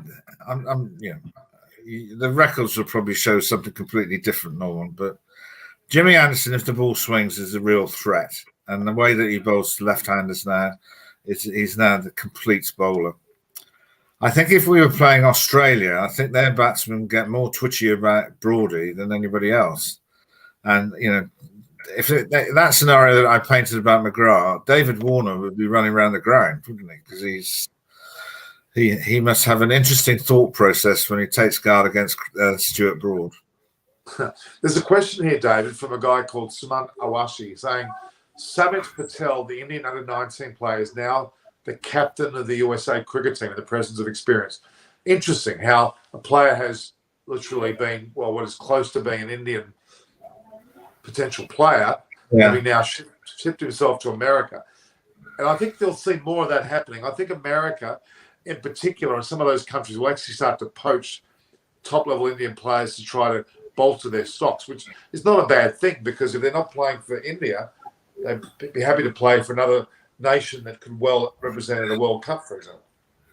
Well, again, I might have my facts wrong, Norman, but didn't Cricket Info originate in America as being established by Indian guys? Correct. ESPN, Cricket Info. So it was correct. Absolutely right. It was there, and it's amazing how the American fan base or the American interest is only beaten by India in terms of size. They are literally the second biggest. Well, I probably hadn't informed you, and I know I seem to have divulged most of my life history, which is really boring for all the listeners. Hardly boring. It's very interesting. My father emigrated to Australia, or my mother died when I was quite young, and he remarried an American lady who lived in Texas. So, he was used to following the cricket. Because they got 45,000 channels anyway. So, although the time zones weren't great, but I know that I was asked to go to. He lived in Florida to start with, to go to Disney World to speak to English guys who were involved there. Because in Florida, a lot of the baseball sides have their warm-up facilities. So the New York Yankees have built a stadium there for 25,000 people just to play their preseason matches, such as the size of baseball as a game. And the guy who was the general manager there was English, and I went to have a chat to him about the possibility of playing cricket, and it wasn't a stupid request, because the West Indies, I think, were looking at trying to play, and I think they did eventually play some one-day internationals in Florida. But Fort Lauderdale, but trying to compete against baseball, Norman, is impossible, because that is that is the country's game. But there are a lot of expats, whether they be English, West Indian, or Indian, who live in America who still want to play cricket. Now, this is a breaking bit of news here. At 10:20 this morning, which is in England, the rain, it started raining at Lord's, and there's some covers have gone on. Right. Now, I don't know where that's come from. That wasn't in the plans at all. I think there are some showers around, but the southeast has had an extraordinary amount of rain in the last 3 or 4 weeks. Right. All right. So, bye. See you later. But they couldn't be long term, because the percentage of rains are like single digits, so it can't be long term. It would just be a temporary halt, really. So all it does is delay the toss and delay our expectation of who actually is playing in this game. So, well, they're literally 5 minutes from actually tossing. Will they delay the toss now? Damn it! Yeah. No. Well, yeah. If there's covers on the wicket, they will delay the toss. Correct? Yeah. Oh, that's frustrating. No.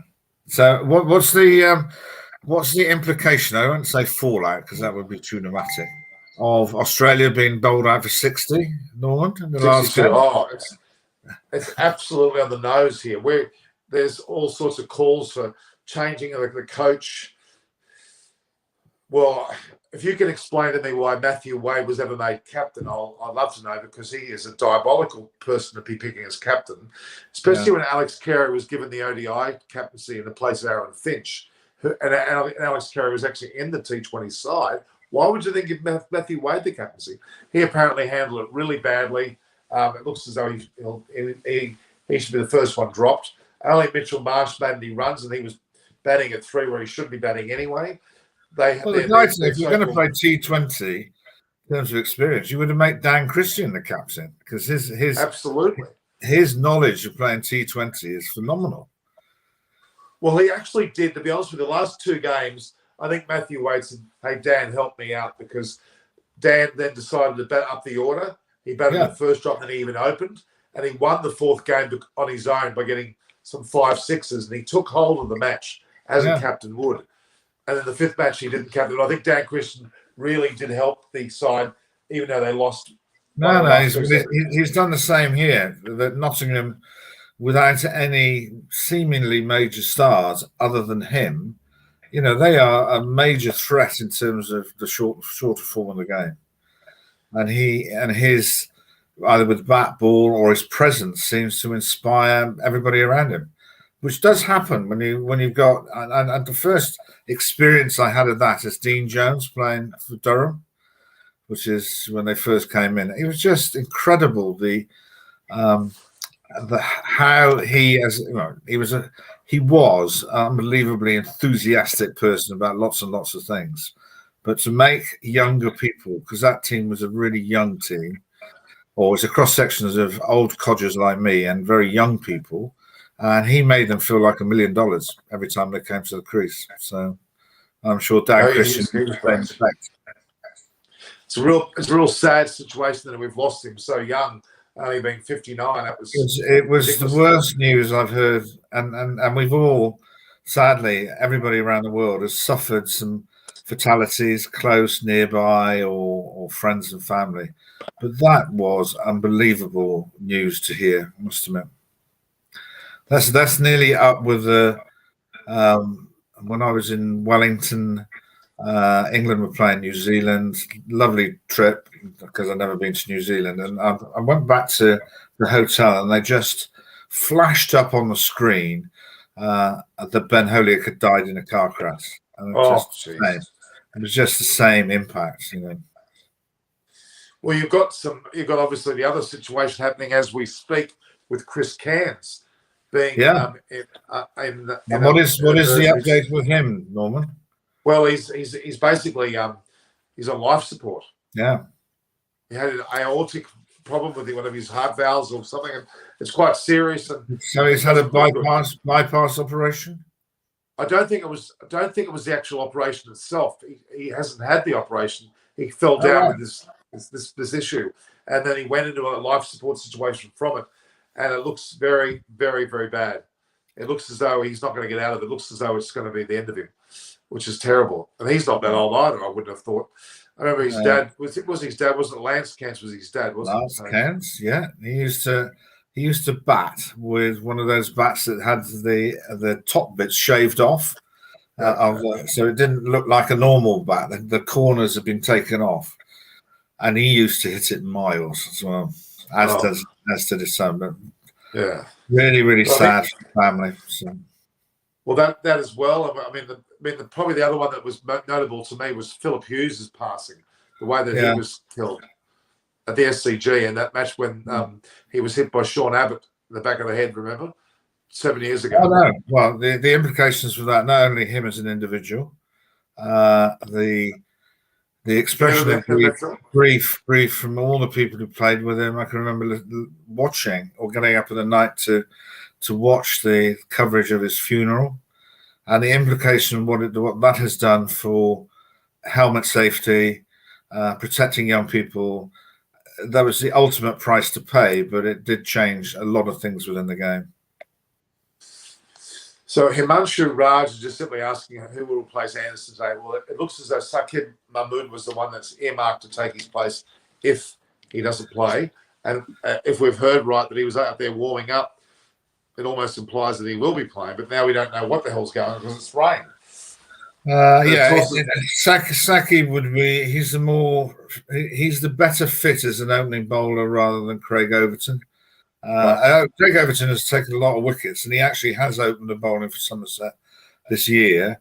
But Saqib has probably had more international experience, albeit in the white ball, and is really at the top of his game. If you look at his figures in the one-day internationals they played, I know that Sri Lanka weren't exactly major opposition, and Pakistan were just a little bit behind that. So. But I think he's a really good bowler. So I can't wait to see. He wouldn't let anybody down, certainly. So look, one other point that's come out of this is with the toss being delayed, they can still not have announced this side. Is that right? They still kind of allowed. If let's just say someone makes the last minute decision to change the side, they can still re-announce. Yeah.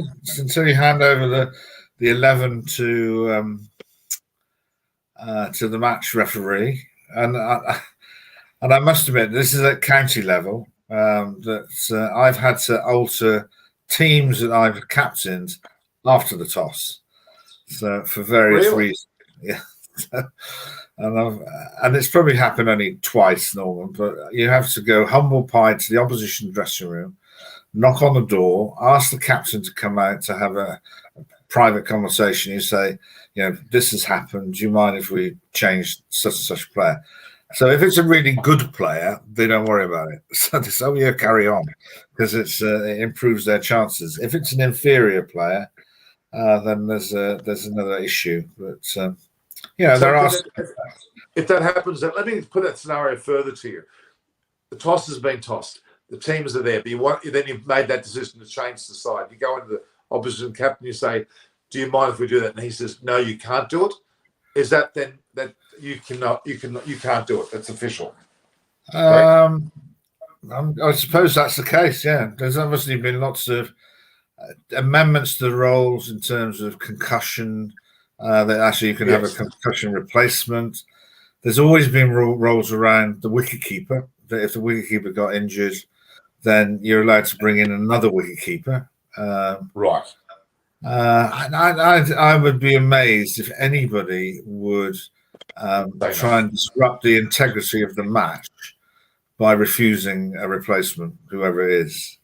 Because invariably it would be an inferior person, because if it was a better person, why wasn't it in the team anyway? So Exactly. exactly. Yeah.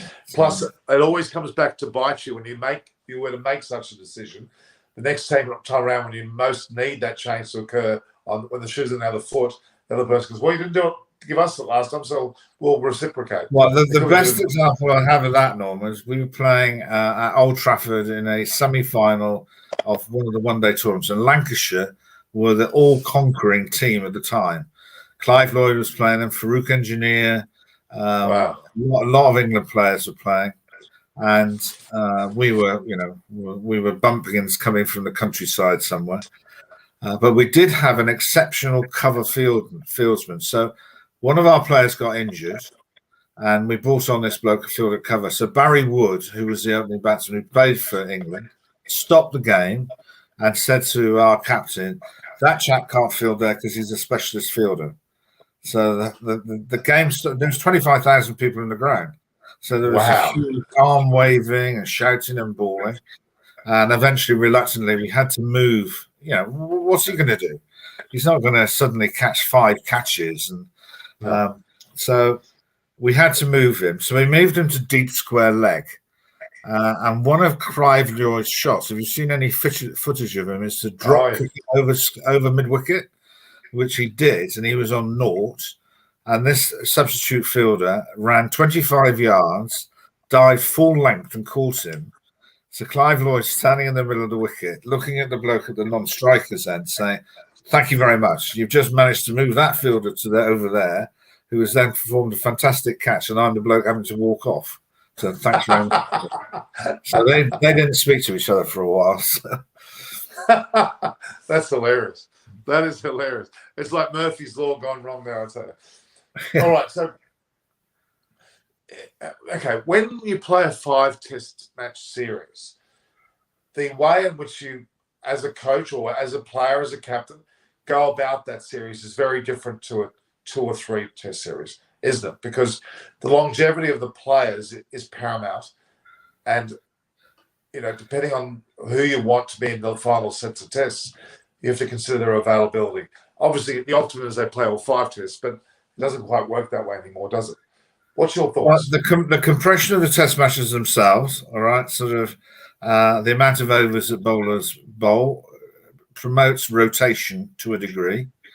And I think I did the last time we were on, I was talking about up-country games for when people toured Australia, or county games when they were in England. Does allow you some flexibility. In other words, the people who aren't playing get some decent cricket. All right, it might not be approached in exactly, sort of win at all costs. The problem if you don't have any gaps in the middle or whatever is the longer the series goes on, I think it's probably more relevant to batsmen than bowlers. Is that by the mere fact they're not getting any meaningful practice means. Do you take the risk of putting them in the team? I think you can rotate bowlers pretty easily, and because tactically that can change in terms of spinners or whatever. So I think it's really hard for batsmen. So the longer the series goes on, the more unlikely you're going to change your batsmen, other than unless they're injured or they have a complete collapse of form. Okay.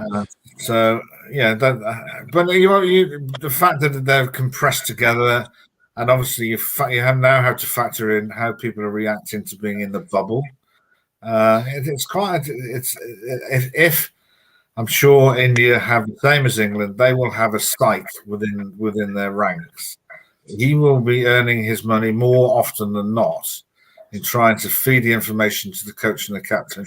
He's in a really good place, or he's struggling because of the circumstances and you can see a lot of people who've basically pulled out of that scenario because they just don't want to be in the bubble anymore, because it must be really tough existence. Well, especially if you haven't got your family with you, that's probably one of the major issues, because you're missing out on being with just normality with a family. Yeah. Now, I don't know what's happening with this series. I haven't seen what India's done, but when they came to Australia, they had their families with them, and it worked really, really well. Yeah. I remember seeing Ashwin had his entire family there traipsing around, and they were really relaxed about it. So I think that's... I've seen different ways of doing it, Norman. I think the Australians, one of the times they came to England, is that the games that were not test matches, the families stayed in the team hotel. And when it was the test match, the families moved out to another hotel, and the players were allowed to focus on whatever. And I may not have the facts right, but I can remember when we went to the series where we lost after 2005 in Australia. As it happened, all the team had quite young families. So from a security point of view, they put all the families quite rightly on the same floor, but they all had different children. And we know as parents, you can't organise exactly the same time as children go to sleep or wake up. So there was a lot of disruption. Nobody really complained about it, but you just had to look at the parents in the mornings of that look of, I've been up all night trying to look after our kids. Take some management. Oh God, yeah. And it depends. I guess it depends what the dynamics are in the family too. Because if the man is used to doing certain things in or outside the cricket, when the kids are there, the kids will lean towards that same scenario. Which, it's an interesting one. It's one that I don't. The one classic I've got is a guy who's playing for the Canterbury Bankstown Bulldogs, Will Hopewadi. His wife, Jemma, I had her on recently on the show. She was actually in the middle of the bubble with 4 kids. I think I may have told about this. Right. Children of 4, 3, 2, and 1. They were all in lockdown with her, and it was amazing to hear her see what she was going through. Bedlam. And they tend to be that sort of age profile, Norman, because once you get above that, you've got to factor in schooling. So, oh yeah, at least at that age. I think that when England tour Australia and South Africa in particular, that's over Christmas. I think the ECB, and quite rightly, roll out the carpet to ensure the family should be there with their husbands, which I think is the right and proper thing to do. So, gotcha. I would agree with that. All right, let's see what it's. I just want to look at some of the questions. England have cut the grass they had threatened to keep before the series. I don't think Virat will change his mind about 4 seamers, though it will be very interesting to see what 11 is chosen. There is a lot of talk about maybe Monty Panesar said very clearly he believes Ashwin and Jadeja will play. They'll only have 3 seamers. Right. This is the England side, Indian side. So that's what he thought. But then on the other hand, there was discussion about Ishant Sharma coming in to play, and that makes there'd be 4 seamers and no Ashwin. It's going to be interesting what India do. England, of course, have got Moeen Ali, as you know. But it'll be interesting to see what their mix is going to be. Both sides will do. But I think the one thing for the viewers on this, particularly based in India, and your viewers, Norman, have got to believe that I'm telling the truth. Is that we in England have very little impact on the Test match wicket, and that's definitely the case at Lords, and it's more under the control of the MCC than the ECB. And not that everybody's told me point blank, but obviously they sell tickets, and they can't afford to have the game going 2.5 days because they have to give all the money back. So that's partly it's not far from the case. And it does lend itself to preparing a wicket that goes a distance, which is fine, So, but I mean, this is going to go 5 days, I think. I think the trend. I thought it would go the opposite. I thought the first test would have been shorter, but it didn't. It went 5 days, and in the end, it was washed out. But I think there's going to be a trend towards longer games. I think you're right. On certain pitches. Yeah. So what have we got after this? We've got Trent Bridge for the first, Lords for the second. I mean, Edgbaston and the Oval are also out there, aren't they, as well? Yeah. I'm not sure. What's the 5th one again? What's the 5th ground that they're going to use? It can be Leeds. I have to look it up. I should know. Southampton. I'll have a look at this. I thought I had that written down somewhere. I'll just check on that. It looks as though, fixtures and results. Let's have a look here. So, the second test is at Lords. The third test is at Leeds. literally only it's a good week, about 8 days after this test is at Leeds, and the fourth test is at the Oval on September 2nd, and the fifth test is in Manchester. That's a very unusual way to do it, because the Oval is normally the last test. Yes. So that is actually breaking with tradition. I tried to, and I've obviously failed because I have no influence whatsoever, was to try and get the Lord's Test to be the first test match. Right. Because I'm looking at the results, is that if you lose the first one, and this has been hypersensitive, Norman, I've always felt that the Lord's Test match inspires the opposition. So you can easily find yourself 2-0 down without blinking, virtually. So that's true. The desperation to get on that honours board should not be underestimated. So Leeds is Headingley, correct? Yeah. Manchester is Old Trafford. The Oval, of course, is in London Central. Lords is in London Central. Yeah, I'm a bit confused with that. I thought, even in Australia, we're breaking tradition as well. We're not allowing Sydney to be the last test for the Ashes. It's going to be Perth. Is it? Right. Yeah. So the first test, there's going to be a test in Hobart for Australia versus Afghanistan. Then we move to the Gabba for the first test, I believe.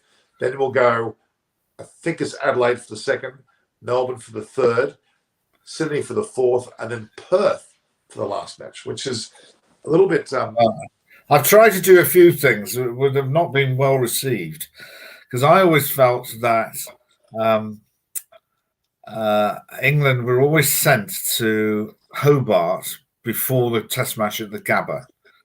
So you're playing in October when they've got about 4 sweaters on, and then you then go to Queensland, which is tropical, and we couldn't cope with the heat. So I suggested to the ECB and to the ACB, instead of going to Hobart, can we play the first fixture at Cairns? So that we're somewhere near, which they reluctantly accepted, actually. Didn't change the result, but I thought it was a good plan. We've been joined by Chris Byrne. I was going to say Chris Byrne Senior. In fact, Richard Byrne. How are you? Reg, how are you? You're not at Lord's then? I'm not. Chris is up there somewhere. Has he got a scrambled egg tie on or not? I would imagine he has, because I think he's got pavilion tickets, but with COVID, they're doing it a slightly different way, I think. No, they're shoving them up on the top of the pavilion. Yeah. And I think that the newsstand to the left of the pavilion, I think that is for members only. So. Oh, okay. He captained an MCC side yesterday down my neck of the woods for him. So he had a good day. Yeah. I'm not sure whether the membership for the Melbourne Cricket Club, which is obviously the equivalent for the MCC, how many members do they have? Well, they've got way more than the subscribed numbers that can fit in the stadium, to be honest with you. I think it's into the double 100,000. It's about 200,000. How is it? Because that's the thing with Lords. That if all the MCC members all turned up at one time, they couldn't fit them all in, and the rest of the public will have to go to the pub and watch it there. I have a little bit of news for you guys. I don't know if you're interested. I don't know how much you've been watching. I've been driving home and listening to Test Match Special. There's been a little bit of rain, but no rain forecast. Yeah. The toss is due at 10 to 11, which is in 2 minutes.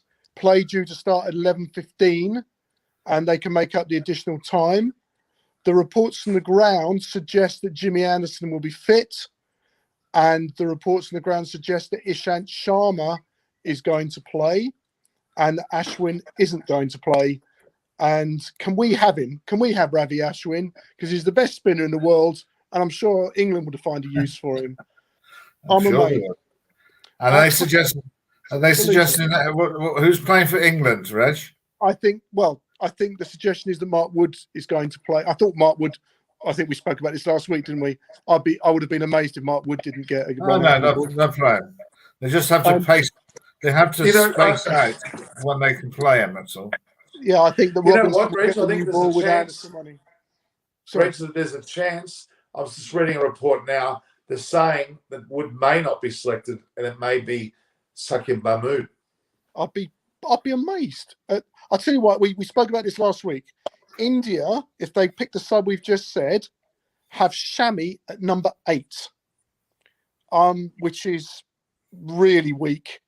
And Mark Wood at 94 miles an hour could absolutely burn straight through 8, 9, 10, 11 for India. But Bumber is in a rich vein of He's form. gone up, guys. Hold on. Joe Root wins the toss. Bats. And I'm going to tell you, bowling Wow. under heavy skies. There's a heavy skies only for this first couple of sessions. Then it's going to be sunny all test. And I imagine they think it's going to swing. Apparently, it's very heavy. Hang on. What does he say about the selections? Does he talk about the selections? I will keep quiet and tell you when he says. Is that okay? And then you two carry on. No, it's very humid all over the country. Present. Hold on. Wood for Broad, Hamid for Crawley, Ali for Lawrence. No Pope. I'm surprised at that. Who's Ali for? Lawrence. Ali comes in for Lawrence, I think. Yeah. Lawrence. Hamid for Crawley. So they're going to keep with the entertaining Dom Sibley at the top of the order, David. Extraordinary decision. England picking a player for 20 tests who can't play a shot. I got no idea. They might as well get my Chris playing. He couldn't do any worse, and he'd play a few shots.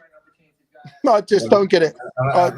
That technique is not suited to the swinging ball, Reg, for certainty. If it does, it's not suited to cricket, David. Hang on, it's not suited to cricket. Hang on, Reg, just let me talk. Joe Root wins the toss, elected to bowl. Hamid for Crawley, Ali for Lawrence, and Wood for Broad. Yes, that's it. That's what he said. And Kohli is just about to come over and talk to the. And I will tell you what. What were you going to do had you won the toss? Yeah, same. We would have bowled first as well. But Kohli says he would have bowled. Really? Wow. I think it's purely, David, for 2 sessions. They think it's going to be heavy. Well, I've sort of said to you, Reg, don't look down, look up. Yeah, well, I keep saying that to Norman as well, David, but he doesn't believe me. It's England. You don't look down, you look up. That's what we've been saying. So what is he saying about? What is he saying about? I'm going to tell you what the team is.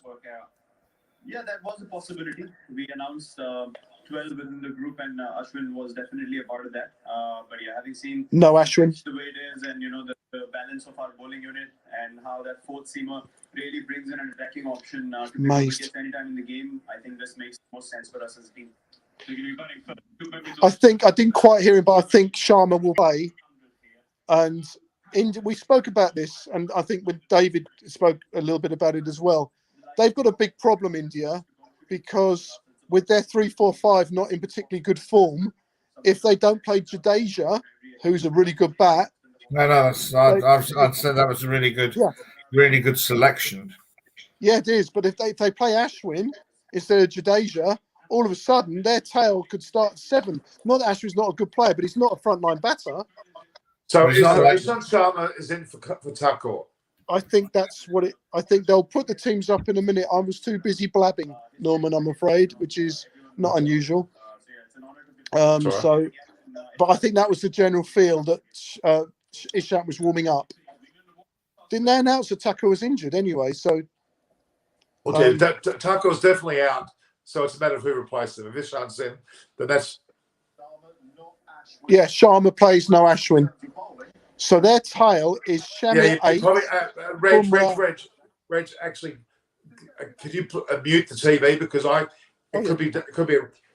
it could be a copyright issue. Done. Sorry. Yeah, I hope you can right. too loud. What? We copyright on what Reg and I are saying? No, not what you guys say. Copyright rubbish. Not what you guys say.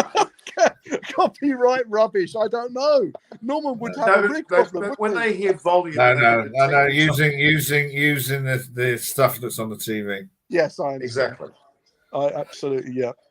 Right, this is now, Reg, this is now a tag team with Norman, all right? So I took over from an Indian guy, and now you're going to take over from me, because I've got to go do some work. But all right, David, thanks for joining what's the us, plan mate. for tonight, Norman? It'll be after the game. I'll send you a link. If you're up for it, you're on. Okay? Just send me send it as an email, and there's a few things. There's a few things happening in English domestic cricket at this stage, so we'll be on for a long time. Yeah, so if I can do it, I'll do it. If not, then I'll see you during the game. Reg, I'll see you later. Tell your son to stop avoiding me, or I'm going to get a complex. Exactly. Where's his hat? Yeah, where's my hat? In a couple of weeks, we will get it to him. Not a problem. Norman tells me on the verge of having a fan club at this rate. So he is, David. Whenever David's on, he gets all these female followers. It's incredible. I just told Norman a gem before you came on, Reg, about an incident that happened in a Benson Hedges semi-final about substitute fielders. So I've got to think of every time I come on some fact that nobody else knows. So which will improve my following. So. I said the other day, David, and I know you've got to go. I said I thought you had a 20-year county career. Would that be about right? 23, Reg. Well, fantastic. Absolutely bloody fantastic. 19 years for Gloucester, 1 for Somerset. The only first bloke to move from Gloucester to Somerset in the history of the game. And then Durham's first captain for 3 years, which was brilliant. And I said you were an attacking number 8, roughly. Would that be, if I done you a disservice, David? No, I think I wish I was. I've been often asked whether my skill set would have suited T20. And all I can say is that I bowled left arm spin from 6'5", so it bounced too much, so people could lever it out the ground. But I did get a few wickets. I blocked wickets. Stop it. I blocked it as a batsman. And as a fielder, though I caught a lot of catches in the gully, as an outfielder, people have said they've seen milk turn quicker. So I think that range of skills wouldn't really suit T20. So I will leave you with that fact and speak to you later in the game. All right, thanks, David. I'll give you all the links. Actually, Reg, it's been funny because we started with. I saw Monty and Gil and Siddharth started with Siddharth come on first, then Monty, then Gil, then David, then you. It's been good. And Adam Hollyoak's downhill, Norman. It's gone downhill since I came on. Actually, the numbers have gone in matter. Adam Hollyoak's on the last 3 days, or the third day, 3 onwards. Monty will be on regularly. David will be on regularly. So I'm waiting for Simon Wells to come back. Now, Chris promised me that he would actually do a live from he's walking into the ground. He didn't do it. I've got to say, I spoke to him this morning on his way, and he did say that he would do his absolute best to do a broadcast from the. I don't know why I can't message him. I'm on my mobile. I would message him. Okay, let me just read. I'm going to read out the sides now. As we said, Rory Burns was still opening as per expected. Hamid comes in at 3, Root at 4, Pearso 5, Butler 6, Moeen Ali 7. Actually, that looks like a pretty good batting lineup. Sam Curran, Ollie Robinson, Wood, and Anderson. So we've lost. So Sakib Mahmood didn't get a chance. Okay, India, pretty much unchanged. Sharma, Rahul, Pujara, Kohli, Rahane, Punt, Jadeja, Bumrah, Shami, Ishant Sharma in for Thakur and Siraj. So Ashwin did not get picked. So that's very interesting. I'm amazed at India's selection. I find. Well, they didn't put that. But they. So would you have put Ashwin in place of Ishant Sharma? Is that what you would have done? No, I wouldn't. I wouldn't. I think four seamers and a spinner is a good selection, but I think they've got a problem in that they're not picking the best spinner in the world because they can't because of their batting woes. And say that England have only elected to bowl because for 2 sessions here it's going to be heavy overcast, and they think they think it might swing. Just say that's a big risk, though. It's a big risk if they don't take any wickets. Then they're in a different situation, aren't they? I agree absolutely, Norman. But just say that an hour after lunch, India are 70 for 4. Just say they are an hour after lunch, or 80 for or 100 for 5, with Shami at number 8. They could find themselves 130 all out. I'm not saying they will. I'm just saying that when you pick 4 genuine tail enders, and I know they wagged in the first test, but they wagged that had a bit of a clog at it, didn't they? And they got away with it. Yeah. It might not be so easy with Mark Wood coming in at 94 miles an hour. I'm just thinking that they have taken a big gamble here. And the reason they've had to do it with Ashwin, as we keep saying, is because 3, 4, and 5 have been out of form, and they cannot afford to not have Jadeja, who's a really good bat. He's going to get in a lot of sides, isn't he, Jadeja? Hey, Baram. Yeah. How are you, sir? Hi, Raj. How are you? Good to see you. We've had a crowd on today. We've had, as if I've been watching rugby, you would have seen obviously Siddharth, Gill, Monty. Then we had David. We've got Reginald. We've got now yourself, Baram. I feel very lucky. I feel very good about this. We're going to have Adam Hollyoak coming on the next few days. We have more of whether we have Alan Mullally. Alan's wanting to come back on. I may have to work out how I'm going to use him best, but he may have his own show. All right. Alan is a nice problem to have. Let's make this clear. Make this clear. I actually thought before the teams were shown to me that England were not going to be doing well in this test match. I thought India would have the superior team. England would be a shambles. Too many changes. Well, they've resisted putting Ollie Pope in, and they haven't had to change Anderson. So stability there. Broad went out, okay, but Wood's a pretty good replacement. So Moeen Ali's an addition. With Hamid in the batting lineup, they've actually done pretty well. They haven't changed as much as I thought. I'm actually glad they didn't put Ollie Pope back in. I really am, because I think Bairstow is now ahead of him. What do you think? Ollie Pope is not playing, right? They have sent him back. Who? Ollie Pope? No, he's not playing. And Dominic Best has gone back to play domestic. Saqib Mahmood, the impression was that he was going to be in the side, but he's a replacement for Broad, but not yet. I'm sure Saqib Mahmood will get a Guernsey some stage. I think he'll go ahead in front of Overton for sure. He came in as cover for Anderson, didn't he? And Anderson has passed fit, so but Mahmood has got a future ahead. Yeah. Well, the fact that Broad's out means that they'll need Saqib Mahmood at some stage in the series. Yeah, I think so. So what's wrong with Broad? Broad has torn a anterior muscle in some ways, out for the season, out for the series. That's for sure. That'll be the season. So it's unfortunate. That include the Australian series? Well, at this moment, they've not said the Australian series. So I would suspect it won't take 6 months or 4 or 5 months to recover. We will see. We'll see. Baran, what do you think? I was talking just as you came on about Indian taking a massive gamble, having a 4-man tail. I just think if they lose 4 quick wickets this morning, which could happen on a heavy swingy day, they could be in all sorts of trouble. Yeah, I would also agree that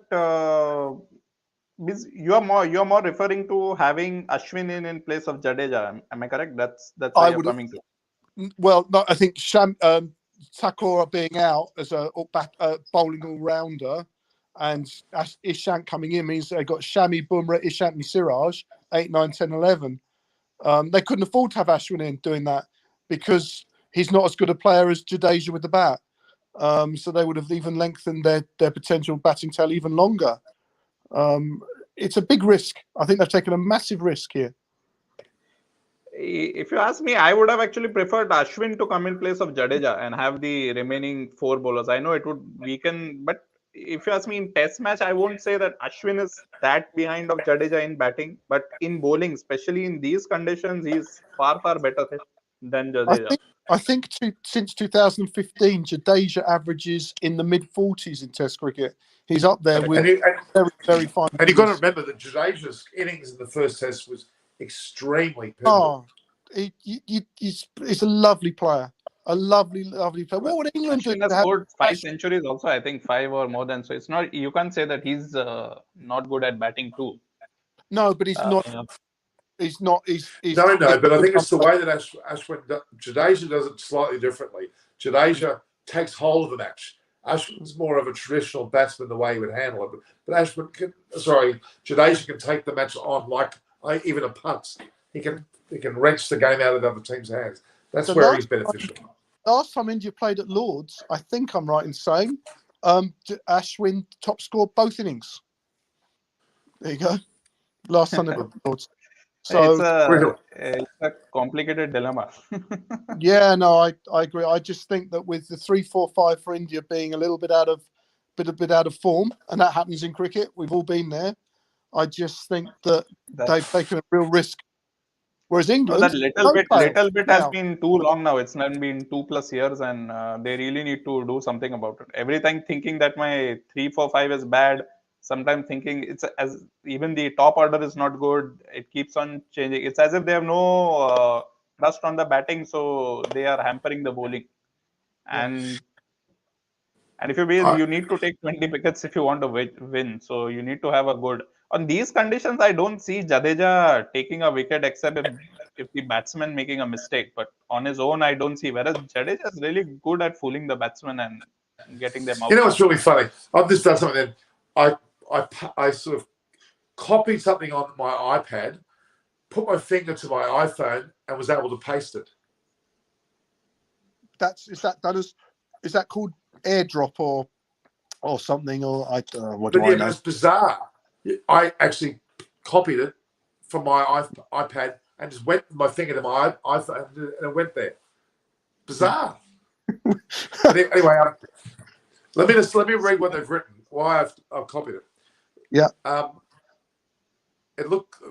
Kohli has lost 9 tosses in a row. He has a record against, including the WTC final, he has a record of 10-1 against Root and tosses. Root winning 10, Kohli winning 1. That is atrocious. And now, I'm a bit concerned about Anderson. Well, I mean, he's been past fit, but he's carrying a niggle. He's not 100% because he was very close to not being selected. So imagine if Anderson does play and actually aggravates his injury. We only know what the press report, Norman, and he might have had a slightly tight leg, and he might not, and he's fine. I don't think he would be playing if they thought there was a problem. I just don't think they'd take a chance. So I think you'll find that Jimmy will be fine. But I might be, who knows? Who knows? They'll be very cross if he does pull up lame in the first 5 overs of the test, won't they? But you've got to understand. And what I'm getting at there is that he is 39 years of age, and he's supremely fit. I don't deny that, but he is 39 years of age. Okay, I can remember being 39 many moons ago, and I remember trying to run quickly for a second, and I think my calf muscle went on me. So all I'm trying to say is that things happen, don't they? Yeah, things happen, Norman. Like Kohli losing toss 9 times in a row is like less than a 2% probability of happening, and it happened. What is he doing? Is he changing from head to tails to heads? If I was taught you stick to heads or you stick to tails, and out of 10 tosses you'll win likely 5. Correct? Someone can actually do a PhD. Someone can do a PhD in statistics based on what's going on with Kohli. It's a statistical anomaly. Because it's certainly wrong. I reckon he's changing. I reckon he's going head. Oh no, this time tails, heads. I reckon he's doing something like that to create this problem. Because if you stick to heads, it eventually comes heads. It doesn't take 10 tosses to do that. That's what I'm saying. But it's always Manas has also commented here on Ashwin's topic that in batting averages, Ashwin is not that far behind Jadeja. So it's now how important should we give to the bowling now, especially in these conditions, if you really want to have a spinner. I'm just amazed. I think Ashwin's a fantastic bowler. Sangakkara's cutting a rope. Is it a new stand? They've got a new stand, Lords. I think it's been there for a little bit. They've obviously done some work on it, I would guess. I can see the television. Television's over behind me. That's why I keep looking. I'm watching it too. I'm I holding I can see some people with egg and bacon masks. Yeah. And against I'm Root, actually getting some eyes on cricket masks, by the way. Does that got your face on a face mask, Norman? Is it Well, like the big it's only on one grey side. beard? Like a grey beard. I hope I mask. get a razor. I've got to get I'm just so lazy. I want someone to shave me. They've just rang the bell, Norman. maybe use wax, Norman, if you want to make it simpler. Wax. Wax. When I was driving home earlier, Norman, that's why I was working. I was out. I was listening to you while I was driving home. That's how sad I am, by the way, listening to Norman Kotsnick while I'm driving. And it occurred to me listening to David Graveney talking about the 2005 Ashes with McGrath, which is a famous incident. I know it might not be around the world, but for us, it was quite a big moment. A lot of us can watch and comment on history and what's happening. You're lucky, Norman. You have someone who was part of history. David Graveney was on the ground at Lord's when Glenn McGrath went down and injured himself, which was a major part of history. It's just amazing to have that. You're so lucky and honoured to have someone who was there and part of it, and can talk about it, what happened, and brilliant. I was just gobsmacked listening to it. It's brilliant. The man's a legend. And the fact that he was at Princess Diana's funeral next to Elton John playing the piano. We had Monty Panesar on, who were talking about debutants taking test wickets. He was one of them against England, against India, in fact. Monty's really good. I like Monty a lot. Sometimes he says nothing. Somebody goes, yeah, no. But he's still worth listening to. He's a very smart cricket brain, Monty, I would argue. Yeah. Just give me a sec. I just need to. Norman, what's your view on the docking of points for the slow over rate? I'm very just upset with that, because I don't believe that was relevant to the game at all, and I don't think it deserves taking these WTC points. I understand being fined. Fine, I accept the match fee. Fine, I accept that, but not the WTC points. I find that disgusting. I think that was not fair, because it would have been the first. They got 4 points and 2 were deducted, so they lost half their points. So but that's, to me, is unfair, because I don't think they would have been aware of all of this. It was the umpire's call.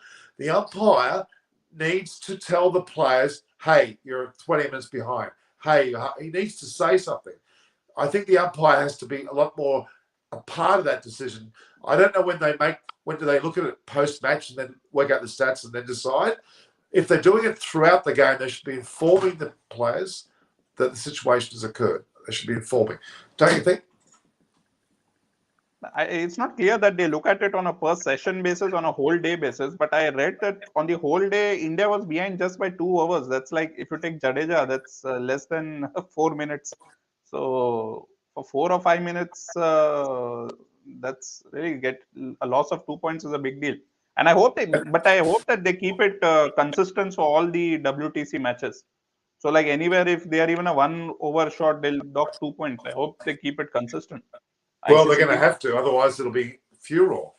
The reality is they've jumped. I'm pretty sure that both teams were not aware of the severity of the points.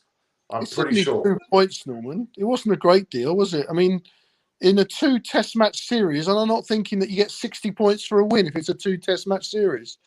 It's is that not right? No, it's only 12 points, right? For every match you win, it's fixed, irrespective of the number of matches in the series. They've changed it there, because it they changed it. From this year, they changed it. And they will again go with the percentage. So each match you win, you get 12. For tied, it's 6. For draw, it's 4. Because what it was in the first round, we were playing 5 test match series and getting 12 points or whatever it was for a win. New Zealand played 2 test match series, because that tends to be what they do, and they were getting 60 points for a win.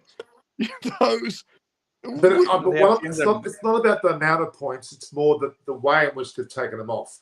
Slow rate. That's not worthy of that. Fine them. Leave it at that. That's my thoughts. Yeah, but it doesn't do any good, Norman. The fine's no good. We spoke about it. Hey, they're rich. They're all millionaire. The England players are on £500,000 contracts a year. They don't care if they lose 50%. Their match fee's like $2,000 or 20 grand. Half of that's 10 grand. They're only 50 million. They're only 500,000 a year, plus their county contracts, plus their rights and media rights. So you're saying Joe Root's on £500,000?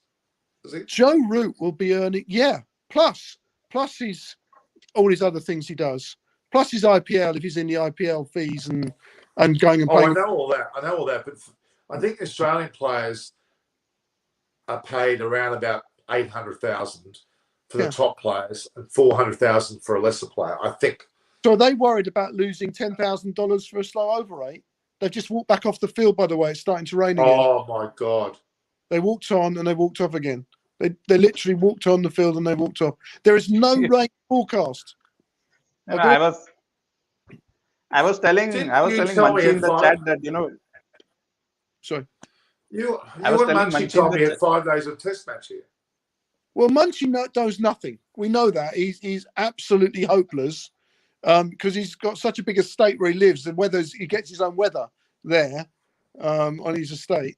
But I promise you, I live 60 miles south of London, probably about that from Lords, and I've got bright sunshine and blue skies here. I'm looking out my window here, and I don't know if you can see behind me, that white is the sunshine coming through into my dining. Can you see just behind me? It's all white. That's bright sunshine coming in my windows. So it is, and there is no rain on the forecast. It's just some low lingering cloud, and it's not really raining heavy. It's only a very light drizzle, I would guess, a very light spot. Well, they're not putting out the full covers. They're only putting the middle section. So I don't think this is a long delay. The umpires are stood there with an umbrella out. It is a little bit drizzly. So I don't know. What we need to do is get Chris on with an update from the ground. Cool. Can you ring him? I've messaged him. That's what I was doing just now. He said that it's manically busy there. I would imagine if he's sitting with a crowd of people around, he might not be able to hear. That might be the problem. It might be just very difficult for him to come on. But I shall pester him, Norman. If I love you and leave you now, I'll try and get hold of him and see if he can just do 5 minutes, and then maybe we'll speak later on. Is that okay? Yeah. I mean, I'm going to stay on a bit longer, but you go off and do it. You go off and do it. Rami, you come back. Okay. Thank you. Right. Thank you, everyone. Sorry. Thank you for. Okay, bye. Take care. Take care. Cheers.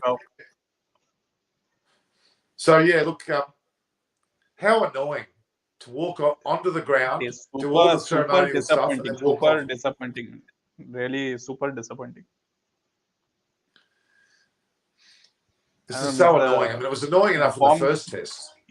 The Poms can't give us 5 days of test cricket, Completely unexpected. This is I was expecting perfect weather. That's the impression. Not even a ball was bowled, right? Means they were walking in and walk out.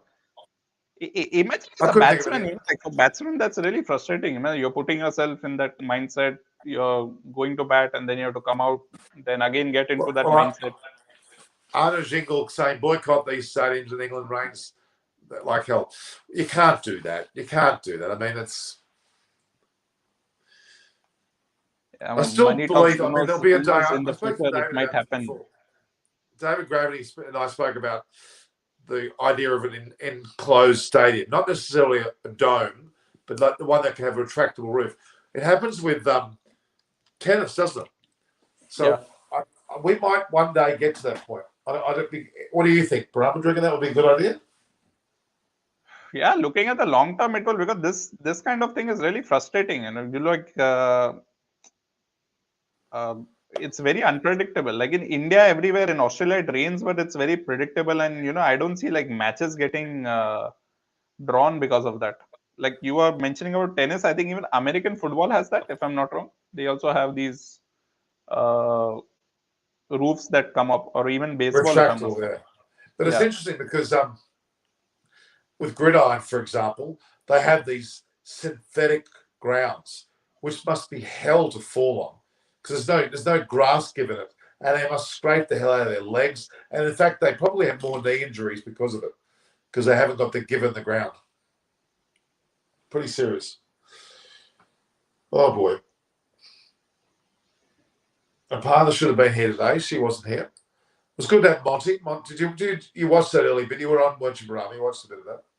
No, I watched. I think I was online I was working as well as watching you, multitasking. So I did watch Monty come. It was very interesting. Sid and Gurkirat. So he goes through moments when he says something and he doesn't really go on with it. He stops. It's got an interesting technique. But then when he's into something, he really gives it a good old crack. And Monty. I just hope they can. I think they're gonna try to be more in the mode of playing. That means at the drop of a hat, they're going to be back on the field. Yeah, but this is not good for India also one way, like obviously it's a big advantage to the bowlers. Well, the fact that James Anderson's playing is the biggest advantage. I think if he'd been not on the side, even though Saktin Mahmood is a good bowler, psychologically that would have suited Kohli down to the ground. I think he has a major effect on Kohli without admitting to it. I think England's biggest weakness, I would say, is their over dependency on Root. I know Root has to click. You will have people to come get 20, 30, maybe 40. So that way they can get to a healthy score. But for that, Root has to click, and that puts a lot of pressure on Root himself. India should make plan A, B, C, D to get Root out. If A not working, go to B. In other words, concentrate on Root's wicket. Concentrate on his wicket, because it's like that Jenga game, that one stick. If Root falls quickly, I think it's done and dusted. Yeah, it's intriguing. It's very intriguing how that's going to turn out. I love this. I mean, there's nothing better, Barama, than a game of cricket at Lords. You said you've been to Lords? No, I've never been to England actually. I've been just while transit through not to physically over there. Well, the thing about Lords is you can walk around the entire ground. There's no sections. Well, there is sections in the seating, but not in the back of the ground. You have an incredible area in the back where you can spend time talking. There's areas to drink and eat, but it's ability to walk around the entire ground and to go around to the old members area is it's steeped in history. It's like you're in a museum outside. Correct. Going to Lords is something on my bucket list, which I should do with it. It is. But in particular when a game is on. And I've had the luxury, rather been probably about half a dozen to a dozen times up in the media centre, the JP Morgan Media Centre. That's been one of the most, the view from up there is the new one, right? Stupendous. Looks like a spaceship. Looks really good. Yeah, but it's just such a great viewing platform. Uninterrupted viewing from wherever you sit. There's no seat that hasn't got a place to see. So every media person sees clearly, and it's just it feels like you're floating on there. To be honest, it's one of the best constructions I've ever seen in a venue, especially a ground that's old. It fits in beautifully. You were last there for the ODI finals, right? The World Cup finals. Yeah, a couple of years ago. Yeah. The one you mean the World Cup? You mean the World Cup? The World Cup, yeah. The one that England won unceremoniously. Yeah, we've played there twice on a tour. We've had many dinners in the long room. That's just magnificent. The history there is incredible. To be able to go through the dressing rooms and see what is probably the most honoured honour board you'll ever see. Every player wants to be on that honour board. I've never seen such a desire to be on an honour board except for that ground. It's the most amazing. They're showing Duncan Fletcher. What are you watching? You're watching it live? Yeah, I'm watching live on an app. Are they showing Ian Bell? One thing I did not understand, Norman, in the first test, why were they not starting the matches early and even extending into the evening? I found it a little weird. It's funny because in Australia we do that. We quite happily do it. Yeah, even in India that happens. I don't know why. Or is it like they finish the number of overs on that particular day, or it's a They little feel bit. that they're more likely to extend the end of the match rather than start early. I don't understand why. It's an element of the broadcasters as well, and then again the most significant thing is the players, the people who have paid money to get to the ground. They've got a set time, and for them to be brought forward, especially on the first day of a test match, would be unheard of. Maybe on the second and third and fourth day or fifth days, yes, because they can announce to the crowd the day before they're going to start early. So it is possible to do that. But on the first day, you couldn't do that. That's for sure. First day I understand, but second, third, fourth day also I believe it was raining in the morning, so they could not. But England have got they were not extended. Yeah, England have got this quirk. I don't know what the quirk, why they've got this quirk, but England have this quirk. You're right. Those seats we're seeing there, some seats in the front of the stand, they're the most sought after because they're the ones that everybody wants to get on. Only a certain number of people can be there. Please tell me what roll prediction. Yeah, there's been a roll prediction of the revised times. The morning session will start at 11:30 now, so it's only 5 minutes away from the start. And yeah, it's not. There was a prediction of 5 Sundays. Well, it's England. You can't confirm that. And good news is that the clouds are also going away. So that's some good news for India. Yeah. Very frustrating for Rohit Sharma, I tell you. Pujara's still up the stand. He hasn't moved. But really dampens the spirit, like especially when you're gearing up yourself to watch the match. And so Rohit Sharma's not. I know he's played a lot of opener for his short form of the game, but he's not a notable opener from Ranji Trophy level, is he? When he didn't make. Rohit Sharma was not an opener from day one, was he? No, correct. I mean, he does that I think in the when one he day. came to the test side, even when he came initially to the test side, he was playing number 5 or number 6. But if he was in his perfect batting position, where would it be? If he had the choice of, would he bat 4? If you ask me personally, I think right now is his best batting position. Like he is doing a good, reasonable enough job. Like at least getting a start and getting this partnership. At least it's not like India before, where we used to always see the first wicket drop in less than 10 or 20 runs. So at least that is not happening, which is a good thing. So personally, himself, I would believe he will definitely choose opening also. Because when he had come initially in test, I remember he was like 6. He was in the position of what Pant is right now. Like his role was more like Pant's role to hit and, get the score up. Someone's just posted best things you've seen at the SCG as a mate of mine. He said Norman Kochnik batting from the members' end for a quick 50 off 8 balls. And that never happened, by the way, but a good story. 50 of 8 balls. They've got the Ruth Strauss Foundation, of course. We've got the Glenn McGrath Foundation. That's physically not possible, Norman. 50 of 8 balls. You can score 48. Who's the president of the BCCI? Not Ganguly, the other guy. What's his name? Shah. I think his name's Shah. Last name Shah. Yeah, it's pretty frustrating. It's very frustrating. This is all right. I'm not sure. We've been on air for 2.5 hours. I'll give it another half an hour. We'll see where the play starts, which it looks like it will be. Yeah. What time is it where you are? In my place, it's 2 minutes to 6:30.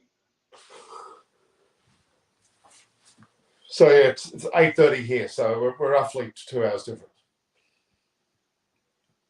The stumps are back on. Well, they look like they're on the field again. So play will start in 5 minutes. Or less than that, actually. They're actually on the field.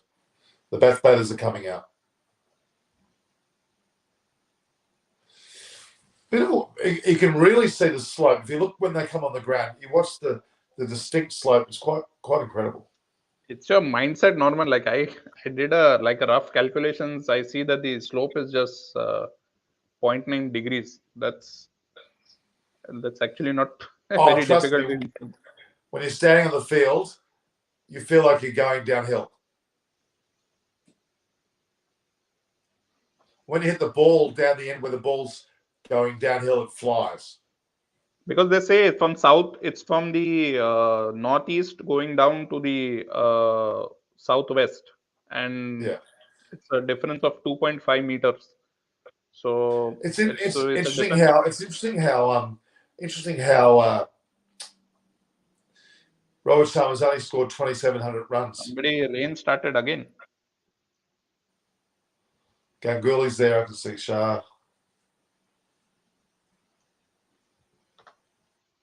People are commenting rain started again. They're bowling. First delivery's on the way. Yeah, one ball is bowled. Rohit Sharma lets it go, so that's good to see. I like when he does that. Yeah. Very slow delivery.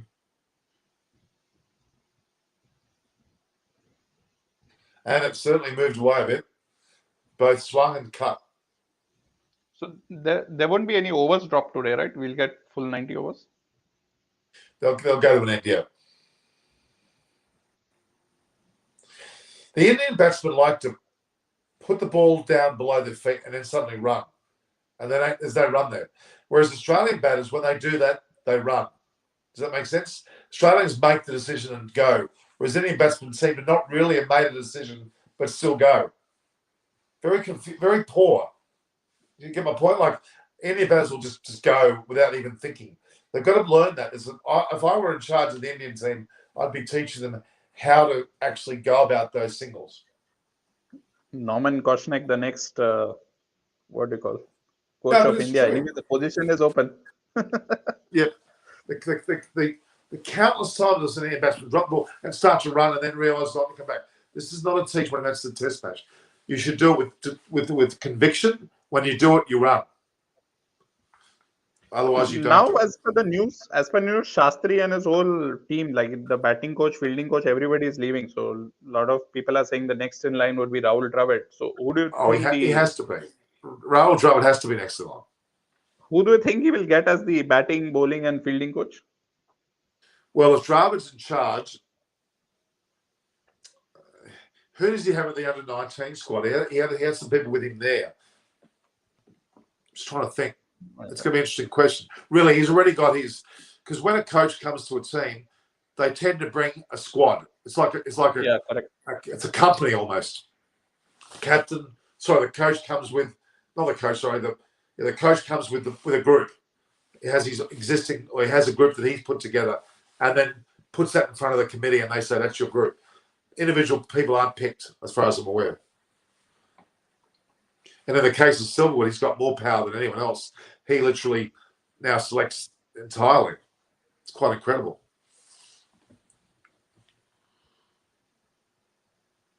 That one. Geez, a good ball. Anderson's a good ball. Anderson really is a good bowler. How long do you think Anderson will play, Norman? Like, Ashes will this be last, or you feel him going much more? Well, if I'm being honest, I think he'll go as long as I think he may be the type of person that keeps going until he's told he can't. I think he can't. He's so obsessed with records now. I think the fact that he's passed Kumble, he's got his sights set on Warne and possibly even Murali. You know, he's about 80 away from Warne now. Fast bowler, 600 plus wickets is really commendable. Well, 700. Murali has 800. Warne has 708. And James Anderson has 621. That's the order at this point. England haven't changed too much. They've got Crawley's dropped. England play good amount of test matches. I think they're the people who play the highest amount. And Australia currently looks like the team playing the least amount of test matches. Since the last, I don't know if you read that since last almost February of last year or after the India test, if you see, Zimbabwe has played more test matches than Australia. Australia has been a ghost town. They've not played anything since Indian series, actually. Nothing. They played ODIs and 220s, and that's it. They're going to only play the IPL and the World Cup, and they're going to go into an Ashes series with nothing other than a test against Afghanistan.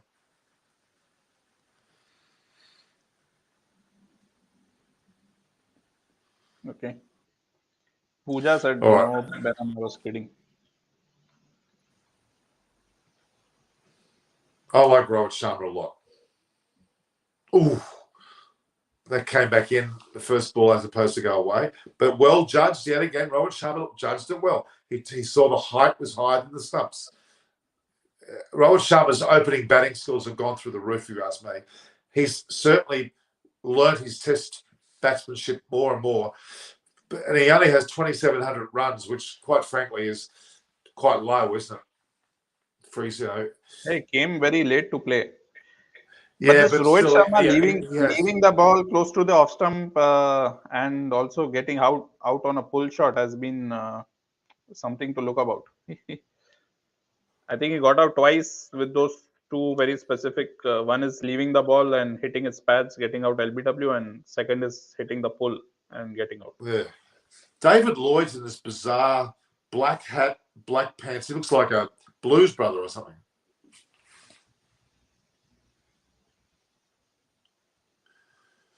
Are we getting any live from? I'm getting it live. No, I'm saying live from Richard's son. What was the name? No, well, he's meant to. He actually texted me earlier to come on, and he hasn't done so. So because last time we were live on the ground, England lost a wicket. That's right. That's right. With the Barmy over there, he's on holidays. David speak.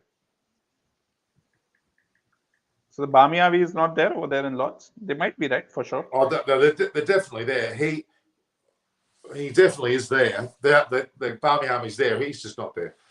David Speak's not there.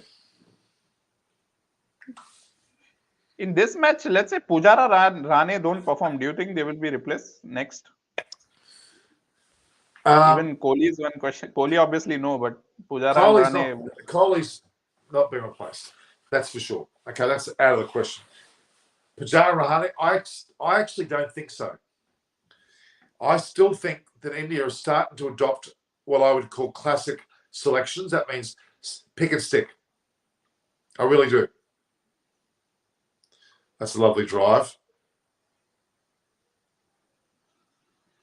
Yeah, but Kohli did mention that he has obviously indirectly told them that there should be an intent. So what do you mean? I don't know. No, he said he's called it a template. Now his template.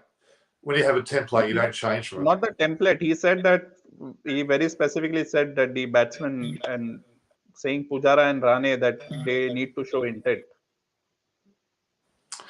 But the thing is, I'm pretty sure now Rahul's going to retain the opening position.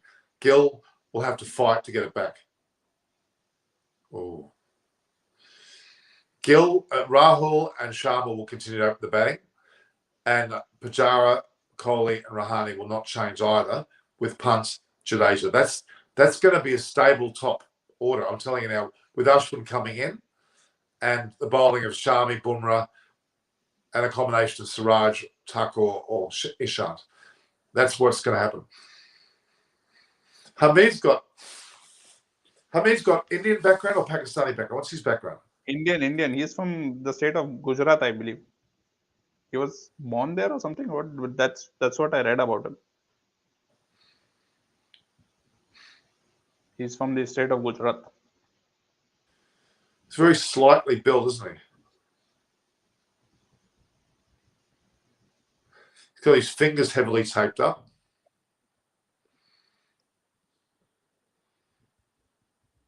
See, Butler's not the best keeper in England. Ben Foakes is. Yeah, effectively, you can say that England are playing with their B team. you can actually say that, considering no Stokes. Well, they haven't got Ben Stokes. That's a major loss. Yeah. Yes. Last time at Aparna and you came up with a nice poem. I don't know, nice jingle. I forgot that.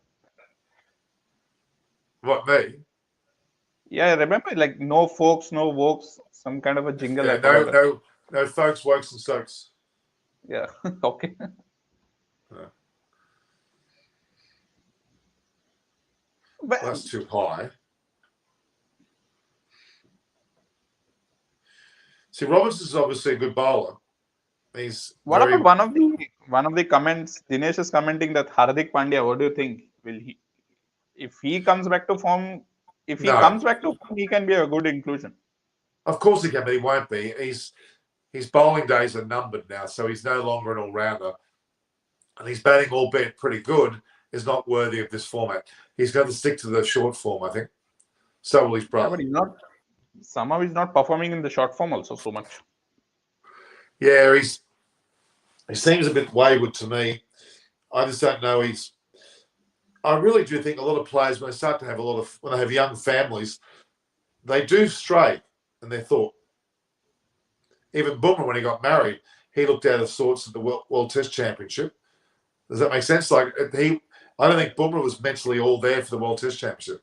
Now he is, but he needed a bit of adjustment back to being not just a single man. It does affect you. Let's be honest. Pandya maybe got married and had a baby both in a very short duration. So we can say that. Maybe was she pregnant before they got married? Yeah. So this extra seating that's up there on that next to the JP Morgan Centre there, there's two of them. They're upper stands. They're actually uncovered. So Pooja here is talking about Surya Kumar Yadav. He also looks like a good. I think he should also be given an opportunity and should be given now, looking at his age. Well, how old is he? I think he's 31, if I'm not wrong. We can't just base the selection because of someone's age, though. Yeah, but I don't know. Like, if you're thinking to give an is you're calling Michael him? Michael Hussey got his turn at test level at 31. Pretty sure that moved quite a bit. Yeah, the ball is moving.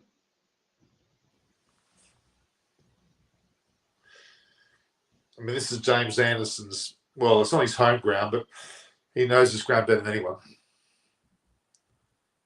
Pooja JD saying that Sky's age is 30. I made him. Where has he been? Where has he been all those years then? How come we're discovering him now? I think he came into form through the IPL. He was not playing so well I think he was in Kolkata Riders, then shifted to Royal Challengers and then to Mumbai Indians. And when he actually shifted to Mumbai Indians, he performed very well. Yeah, so he's not. Then he wouldn't just give him a selection because he's just gotten his act together now. That's wrong. I mean, he has to earn it. But he's a part of the squad, though. He's coming to the Test squad. It's a long series, so anything can happen. But for coming back to that same thing, like if Pujara Rane don't score for 1 or 2 matches, I believe they should change them. Like, it's very high time persistence is going on with them. It just depends on how badly they go.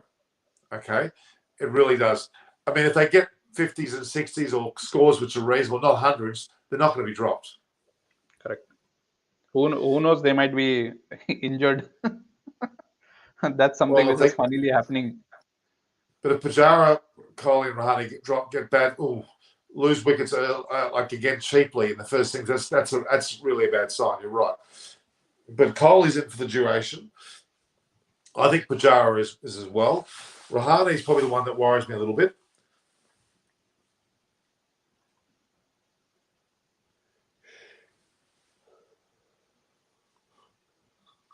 All right. We've gone 243 here. Richard said he might come back. I don't think we're going to see Chris. Chris won't come. Now the game started, he won't take time away from it. Okay. I'll also log out in maybe a couple of minutes or something, Norman. No. All right. I think what we'll do is we'll return. If you're here later in the evening, when the game's finished, so it'll be 1 o'clock in the morning where you are. It'll be 3 o'clock in the morning, right? I probably need a bit of a break now from this. So thanks, Bram, for coming on. I appreciate it. So viewers, we will now conclude the morning session, and I'll come back at roughly straight after play. If that's 6 p.m., I'll be on England time. If that's what would that be? That would be 10:30 p.m. Indian time, 1 o'clock in the morning in Philippines, 3 o'clock in the morning Australian time. So that's the plan. I know a few of those faces. So you will hit the bed immediately, Norman? You're done with your dinner, or? I haven't. I've got to go and eat now. That's one thing. I'm starving. All right, guys. Thanks for coming on. We've been 2.75 hours. We've had a great time together. I hope you enjoyed our guests. We had obviously Gurkharat Gill. We had Siddharth Viswanathan. We had Monty Panesar. We had David Graveney. We had Richard Vernon. We had Barama Irani as well. So that's some six guests effectively, 7 in total if you include me. It's a good hit out for a pre-session. But after the first day's play, hopefully we've got a lot to talk about. I think we will. So thanks for your time, guys. We'll see each other. You are the MC, Norman. You're not the guest. I'm kind of I'm not a guest, but I'm a part of the show. You're right. So 6 guests I had effectively, which was probably a good thing. They didn't come all at once. Otherwise, we would have had a bit of bedlam. They're not bowling that well. They're not bowling very accurately. All right, guys. Speak to you soon. Thanks, Barami. Well, I'll send you the link for later if you're okay. Ciao, guys. I'll log out. Okay, ciao. All right, guys. I'll finish up now. Don't forget to view, like, and share the posts. Make sure you subscribe. Now, a few of you have subscribed.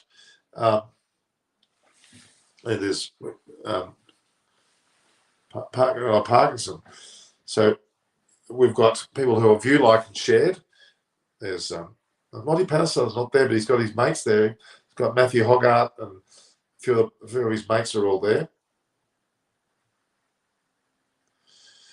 So effectively, then we're going to view, like, and share. We're going to make sure you subscribe. Then hit the notification button, share on your WhatsApp, your Facebook Messenger, your online groups, whatever they might be. And just make sure you share that so we get more people on.